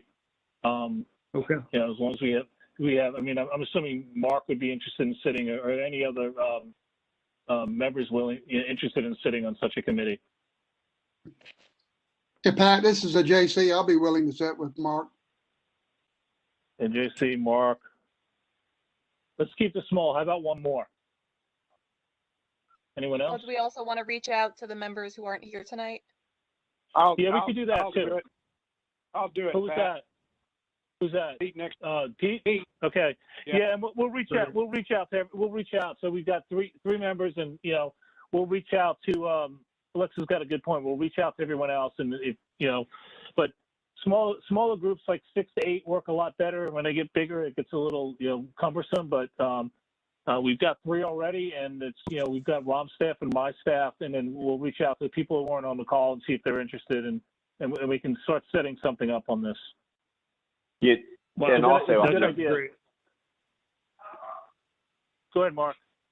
Yeah, you might want to reach out, or I can reach out to a couple crabbers here on the Eastern Shore that do this, day in and day out, that may be willing to talk to y'all, to be on the work. I don't know if that's something you would be interested in or not, but I mean, we could. I can help out too. I've got some friends that crab down there all year, and if they don't want to deal with everyone, I'll do it. That's fine. Okay. And my next question. Like sorry. Go ahead. Go ahead, Ty. Go. You can keep these things June 15th, correct? Doesn't matter what color sponge it is. Isn't that the date? Yes. Yes. So you're basically wasting crabs for a month, and then the rest of the summer it's fine. Okay. Yeah, but I've been wasting them for 2 weeks. Or 2 weeks, yeah. I mean, I agree with you. Oh, If you only saw what I threw back. oh, I know. I used to go do it. I just haven't in the past couple of years. But Yeah. the price I has been guess. look good this year for them. Well, it doesn't matter about the price. It matters about the you know, it's getting to the point where it's ridiculous. You know, we can't do this. But now, like I said, I'll Okay. help. I got friends that Okay. go looking all summer. So Mark, Okay. is it still June 15th? Can you sell black after June 15th? Yes. Okay, thanks. Okay. Anything else for the good of the cause? Yes, I'm sorry. I'm going to bring up another issue. All right. You know, I'm really sorry to make this meeting go on and on. We had a discussion, I believe, last year about the Navy stepping in and wanting to close off a couple of areas off of Little Creek in Norfolk and Virginia Beach, and then off of Virginia Beach in the oceanfront there. This year, they actually enforced that off of Little Creek, which we were not able to crab pot. Right. So it's a de facto sanctuary. And basically, I was wondering if staff or anybody else could possibly help the crabbers in that area by allowing, I guess it's either the oceanfront sanctuary, I believe it's either 2 or 4, to be opened. And so what are the thoughts on that? I'll tell you, Mark, I mean, I know you brought that up, and I kind of looked at it, and we're starting to look at that. As far as the Navy is concerned, they wanted to do a virtual meeting, and Adam's been talking to them on a regular basis, but we agreed. It's like, no, we want you to face these guys face to face. So, you know, so we can get with them. We're going to be open back up for business on July 6th. So we could set up a meeting and say, you know, have them come in here and, you know, let the crabbers know that they can come in and speak to them face to face. We all felt very strongly we didn't want the Navy to just go ahead and do this on a virtual type of meeting. And, you know, we didn't think COVID was going to last 15, you know, by the time we go back to work, it's going to be 16 months. So, but we're planning on having that face to face with, you know, with them, and having, you know, anybody who has concerns to come in so they can talk to them. Okay. Go ahead. And you are aware that they actually enforce that, and VMRC was called in and asked for crab pots to be removed. Is that correct? I haven't heard that. Let me check on that. I have not heard that this year. I know in the last a couple of years ago they asked for that, but I will check with law enforcement and ask them about that. And it's but you know, but you know, we'll talk with that. And like I said, you know, they had a lot of bigger areas that they wanted to prohibit it, and we were kind of opposing some of the areas, and they wanted, like I said, they wanted to do it virtually. Said, no, we want to do this face to face, so we'll just put it off. Well, the reality of it is, you know, if the person in charge of Little Creek now decides to enforce that area, the whole Chesapeake Bay has a whole lot more areas that technically can be enforced, and I think that right there in itself would open up a really big can of worms, and we don't want to have anything to do with that. Is what it comes down to. But the point I'm making is this: we were not allowed to crab off Little Creek, which we've been crabbing there. I can say I've been crabbing there for 37 years. I was not allowed to go there this year. Okay. The area off of Cape Henry, which was, I believe, called Bravo or something another, their technical term, was a small circle actually inside of Cape Henry Light. That's the only area that they want to close down. So my question to you is, can we open up that sanctuary to crab potting in the summertime? And I know this is something that is controversial because of the black sponges. So I'll tell you, I'll tell you what I was able to find. I looked through a bunch of the old meeting notes, and there was a sketched out area right off of Cape Henry, down the ocean front, to allow that to occur. Ron commented at the time saying that we could do this if the crab abundance is good. But at the time it wasn't, and that's where it ended. That's what we know at this point. We can look at that. We can, those are things that we can look at and revisit if you want, and we can consider that. It's been on my list of things to look at since we've talked about that. I know we've talked about sanctuaries in the past, so. Yeah. Like I said, the people down in Lynn Haven are really restrictive to where we can and cannot go. There's a lot of things going on inside of Lynn Haven. There are restoration projects, and maybe Chris Moore might want to mention something about that. Lynn Haven River now has 9 projects where they're taking away bottom from the crabbers because you do not catch crabs on oyster reefs. Chesapeake Bay Foundation, from my understanding, has 3 projects going on. And the people in Lynn Haven really honestly need a place to crab. We cannot crab on top of the oyster reefs. And if you opened up, the oceanfront, I think that would alleviate a lot of problems, with places to go. I don't know if Chris Moore would like to chime in on that or not, but, that's kind of where we're at. Yeah, I mean, Chris, if you want to chime in, I just said, I'm aware of that.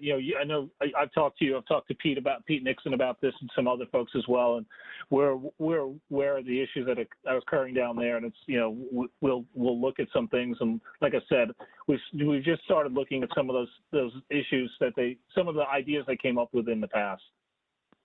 Hey, it's Chris. We have, as Mark said, I think 3, possibly 4 oyster projects going in down there. These projects are different. I know Mark and I have talked about these. These are not generally projects that cover the whole bottom. And I think there will be more crabbing opportunities in those. But, support Mark's efforts to try to find a way to relieve pressure in the Lynn Haven. There's just not a good release point right now in that area. And I do hope we can find a path forward to try to make sure everyone's needs are met there. Okay.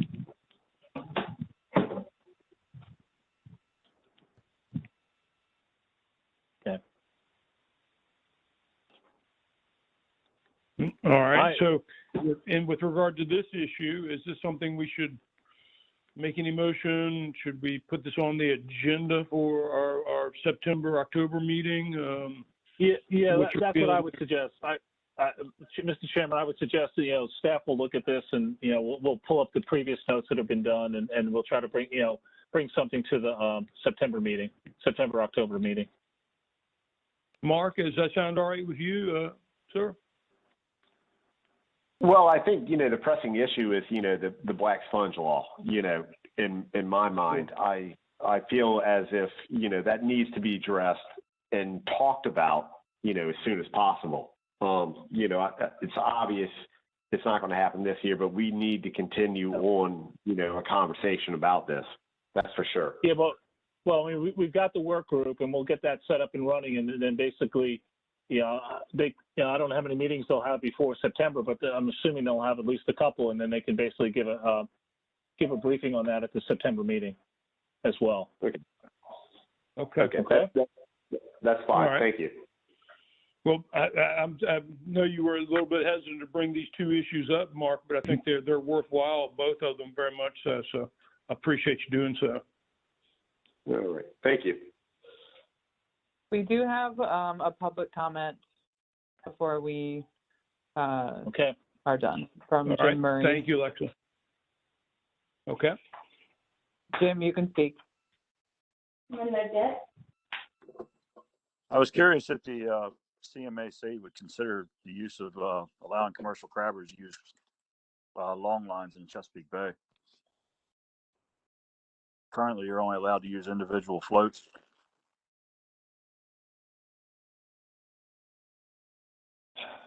It hasn't come up, but you mean having your pots in a line in a series instead of one pot, one pot. Yeah, I mean it's what I haven't heard anything about that. Yeah, I haven't heard anything in this state. I mean, it's like there's always issues with the potential entanglement of dolphins or turtles with having a lot of vertical lines. It's just I haven't heard any issue about it, but it's something that we can bring up at a future meeting and see if there's interest in pursuing that. Right. I mean, think he's talking about something different. He's talking about one buoy and several pots. Correct. Right. Yeah. And right. the line goes along the bottom between the pots. Correct. So it's not an entanglement issue, but there is an issue, I think, with enforcement for number of pots used. It's real easy for things to get way out of hand that way. Yeah. Well. Yeah. Yeah, we haven't really talked about it. And Tom, what I was talking about was, having one pot with one float, you have more vertical lines in the water.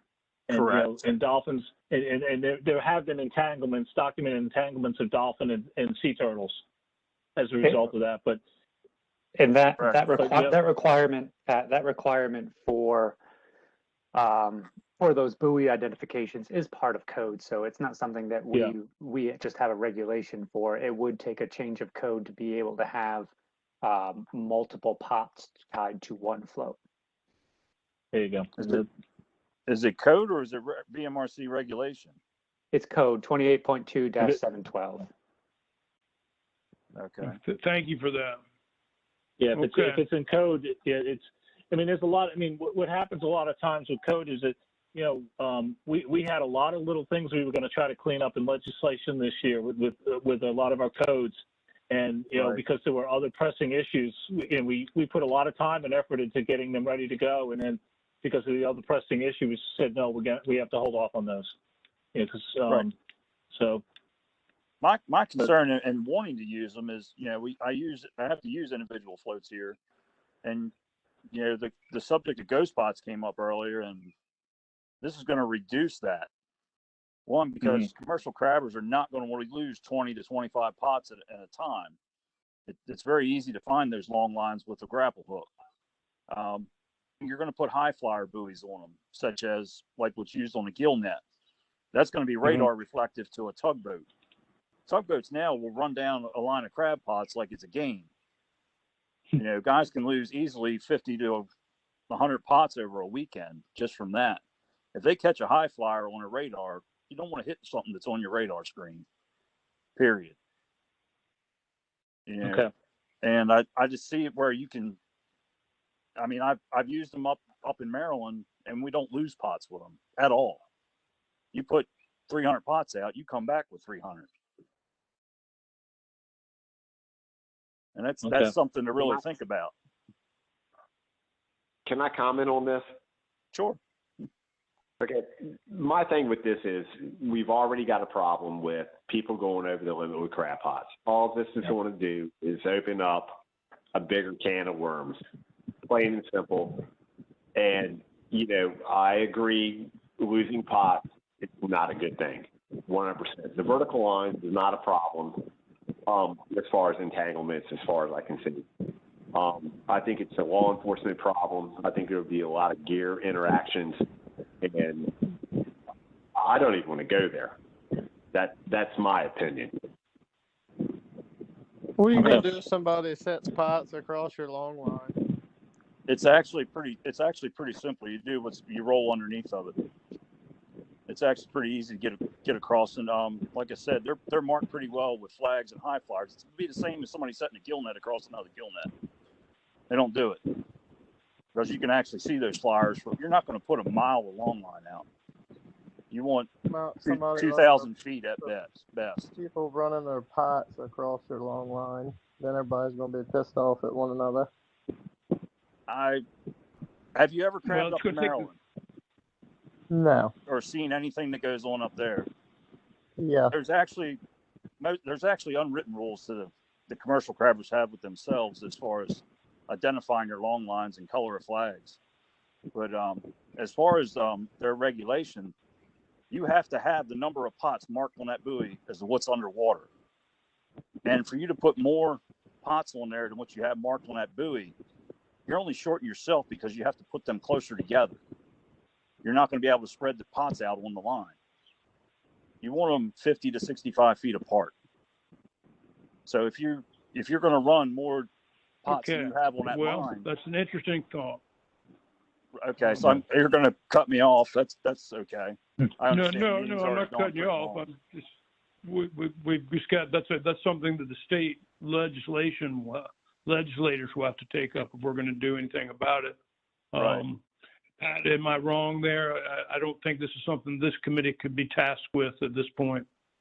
I mean, you know, it's anytime we have to do something in code, it's going to be a lot more difficult. I mean, there's a lot of steps we have to go through just to get it through the secretary's office. So, right, just to get somebody else to listen to you. Yeah, and it's you've heard from a couple of folks already that said they don't see the need for it. So I mean, but it's we appreciate you bringing it up. I mean, right. It's we can have further discussion about it. This meeting was only supposed to go till 6 o'clock, and we're now looking at 7:15. That's all our job is to do it. Yeah, I realize that. And it's but we can have further discussion on this. But like I said, in code, it's going to be a lot more difficult. It would take right. It would take it's not just regulation where we can get it done in a couple of months. Right. So. Okay. Appreciate it. But thanks for bringing it up. Mm-hmm. Yeah. No, thank you for bringing it up. It's an interesting idea, and we can always learn from other states. There's no doubt. So, thank you. Is there anything else for the good of the cause? All righty. Do we have a motion for adjournment? I'll add real quick before we adjourn, building on something Pat said, staff will be back in the building July 6th. Will be open to the public for business. Our June commission meeting, where everything we mentioned previously will be voted on, will be in person. The building will only be open for the commission meeting. We won't have licensing or anything else that day, but anyone wishing to comment will have to do it in person or in a written comment. There'll be no online access. Or you can view it online, but you can't make comments online. Thank you, Alexa, for that reminder. I'm looking forward to seeing everybody back at the commission's office. Anything else, Pat? Did you want to mention something? I thought I may have heard you. That was a good. We're looking forward to coming back in the office, and it's looking forward to not having to do these kind of meetings anymore. I mean, we're looking forward to starting to see people again and interacting face to face with folks. So we're looking forward to that. And thank you for everybody's time tonight. I appreciate that. Well, thanks to staff for putting it together, and I do appreciate everybody, everyone in the audience, and all our folks who are on the committee. Thanks a lot for being with us. I know this is not the best way, but at least we were able to get together like this. Mm-hmm. Okay. Thanks, everyone. All right. Thank you. Thank you. So all right. Have a good night, everybody. Okay. Thank you. Mm-hmm. Thank you. Good night. Good night.